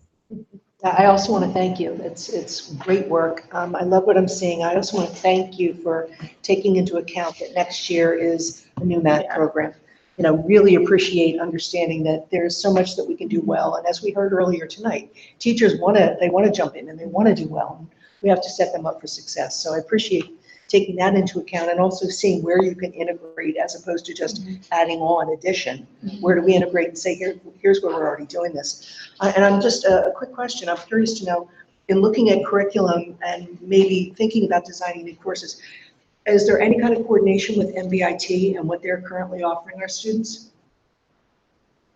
I think that that's an area that we want to, as a committee, look at. You know, in the impetus of our high school work, looking at our current courses and really kind of highlighting and evaluating what's STEAM and what's not, or what could be better. And then looking at, you know, the focus of our academic level was really targeted from, we have students that go into, and these are mostly like our freshmen who take Algebra 1, so they've not had algebra in middle school, and they end up in academic level science courses, so quite often they don't have that exposure. I think that looking at NBIT is another thing that we want to do, and really highlight in particular. I mentioned earlier the $85,000 average salary for a job that requires computer science skills, that it may not need a 4-year college degree. And some of that is really targeting, okay, what is it that NBIT offers our students? And there are many courses and programs in MBIT that are also STEAM courses and really prepare students for that kind of Students work. come out with a certification ready to work. Right. Yes. So I'd appreciate just if we could coordinate with them. Also, thank you for your, you know, role in that ecosystem. I mean, that kind of collaboration of, you know, multi-county, it really, you know, raises the exposure to businesses in a way. I mean, that kind of partnership with businesses in the community is going to be huge for schools. And so, you know, by grouping together and moving that forward, that's a really, you know, forward-thinking, innovative approach. And thank you for serving in that. So I'm thankful that I was asked. I feel honored It's really to be asked, great. so it's great. Question. I noticed, I was thinking about a question about resources, and then I saw the slide that talked about upgrading the science kits. I think that, you know, our responsibility as a board is to understand what kind of resources you have and don't have. To what extent, I mean, I was thinking of the materials you need to do effective STEAM curriculum, textbooks and so forth and so on. To what extent is our moving forward with STEAM hampered by budgetary constraints? I think it depends on the lesson. For example, when we had our STEAM committee, the 6th grade art teachers never knew what our science curriculum offered. So we shared what we did and what they did, and we said, well, we do a unit on Earth, Moon, and Sun in 6th grade, and they said we could easily do a STEAM challenge on predicting shadows, and use the math standards and the science standards. So in my opinion, that's not going to cost any money. Adding a EIE, engineering as elementary kit, to 2nd grade, the cost isn't very high, but it complements what we already do for PA content science standards with insects. And sometimes the teachers, there's a delay in getting your insects in 2nd grade, and they'd like some more hands-on. So that's why we chose that to pilot it. So I think it depends on the lesson. 4th grade came up with a lesson on designing a topographical map and talking about bringing in social studies, landforms in different states. We already do soils, rocks, and landforms in 4th grade, so it would complement that. So we're trying not to add on, and as we do add some STEAM activities or lessons, units, we're going to try to pull some old things out. I don't know if that answered that. Yeah, so I think, and it's kind of hard to quantify, like, oh, we're going to need this much money for this, because, you know, as Renee mentioned, even bridges, there's a STEAM component in every grade level in bridges. And while that wasn't the factor that made it the program that the committee ultimately chose to recommend to the board, that definitely helped. and knowing those components are there. That was going to be another part of my question was, I would assume that textbook providers are catching on Yes, to they this direction in education. So Yes. And we're constantly refreshing our textbooks, I know. Yes, yeah. So doing that, and also some of there are things that are happening, like I know we didn't really, I think Renee mentioned Define STEM a little bit tonight. So Define STEM is replacing Safari Montage. Bucks County IU pays for that and distributes it to all the school districts in Bucks County. For years, we had Safari Montage. They looked at usage. They decided that most districts weren't using it, so they looked for something else, and the replacement was Define STEM, which is a phenomenal program. So Define STEM could also be used in health, for example, where I saw a lesson today when I was playing with it on design a prosthetic for a certain age group of, or a certain situation, and it wouldn't necessarily have to be in science, but it would be cross-curricular. It's everything on Define STEM is editable, and it follows the same model for problem solving it for authentic situation to solve a problem for a certain audience. So there could be some, like the B-bots as an example, and how CREF supported that. So if there's something like B-bots or some of the other coding robots that are out there, like Ozbots and some others, that would have a cost with them, that if we decide that this is a tool that we want to have for a certain grade level, that we want every grade level to have, we'll look at what that cost is. We might look to CREF as because they're interested in supporting a broader impact, look to see if there's some partnership with that can help offset some of the costs that we might incur as a district. But again, it's, looking at our ongoing kind of curricular supply and renewal budget as well, and how we keep, looking at things. So, yeah. You had another question to your right, sir. So just to give a little bit of context, I'm an engineer. I've been working in the field for about 10 years. And it's very rare for me to be in a meeting room and it's very common for me to be in a meeting room at work and there are all men in the room, no women. And this has been true across different companies, different industries. I've seen it everywhere I go. Throughout graduate school, I saw it in the undergraduate population. It's not necessarily one company that's discriminating, one university that's discriminating in admissions. It's a pipeline problem. And I'm glad to hear about the E3 coding club at the high school level. What's being done from the very earliest stages to encourage women in STEAM? So I think all the work that we're doing is grounded in access for all. And the impetus for some of that started in some research that we were looking at and finding that by fourth grade, if you don't have girls hooked into science by fourth grade, you lose them. And then again, there's another heavy hit in eighth grade. 50% of girls lose interest in STEAM fields. 63% of teens don't feel they're even qualified for a STEAM career. So I think as we're embedding it across curricular areas and like Sue said, with curricular renewal, the new books, for example, the Hand Pollinators talks about agricultural engineering to second graders. I don't know that when we teach insects, we talk about agricultural engineers as right now across the board, but that book will have that in it. The EIE Building Bridges talks about civil engineering. So we're starting to up the game a little bit as we have curricular renewal. I have a comment just to add. I think also one thing that's very crucial is to see role models that they can identify with. So bringing in people in those fields for career days as early as possible. As you said, they lose interest very early and on Defined STEM, which is free in elementary for next year from the IU, there is a career video, and they're very aware of that. It's diverse and shows equity across. How about girls who code? So that was our coding club this year, our Girls Who Code.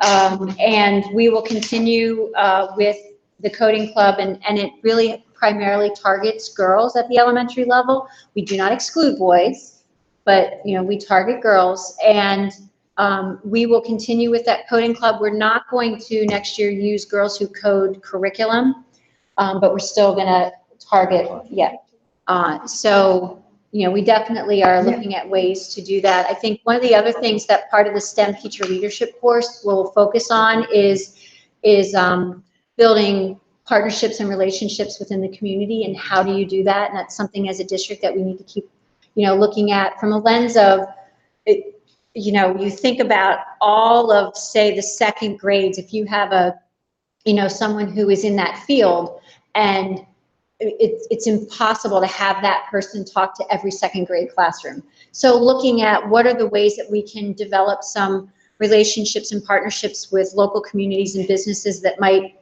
enable us to give some consistent access to some, you know, outside people, careers and stuff, in a way that all students are getting exposure, which Define STEM gives us that opportunity. While it's an online format, it still gives you that exposure, but there's always Skype and different things. But you know, it's definitely something we want to do and start to do younger, which is a very good point. Any other questions or comments for the good of the Are these group? available online? Are these available online? The yellow sheet is actually in our program planning guide for the high school. So if you go in the high school program planning guide, it's whatever the page number is at the bottom, page 10. The other document, I don't know. Through Bucks County IU. If you go onto their website, you can look on. You can have those. Yeah, if you want those. Great. Anything else for the good of the group? One more quick question. Why did you stop using Girls Code? Girls Who Code? You just said you stopped using it. Yeah, the program is great, but accessing some of the curricular pieces on a timely manner through the organization was just a little challenging. So it just was kind of a timing issue of kind of navigating, getting the stuff that we needed on time to be able to operate the club. So it's a really great club, you know, and a great program. And my hat is off to the women who started it, because it's had amazing impact. Are you going to replace it with a better program, or? Well, we're going to, I mean, we have the knowledge now and the skills to be able to provide a coding club, and we've got people who have the skill sets to know what to do. So yes, in-house, yeah. Great. Anything else for the good of the group? All right, seeing none, we are adjourned. Thank you.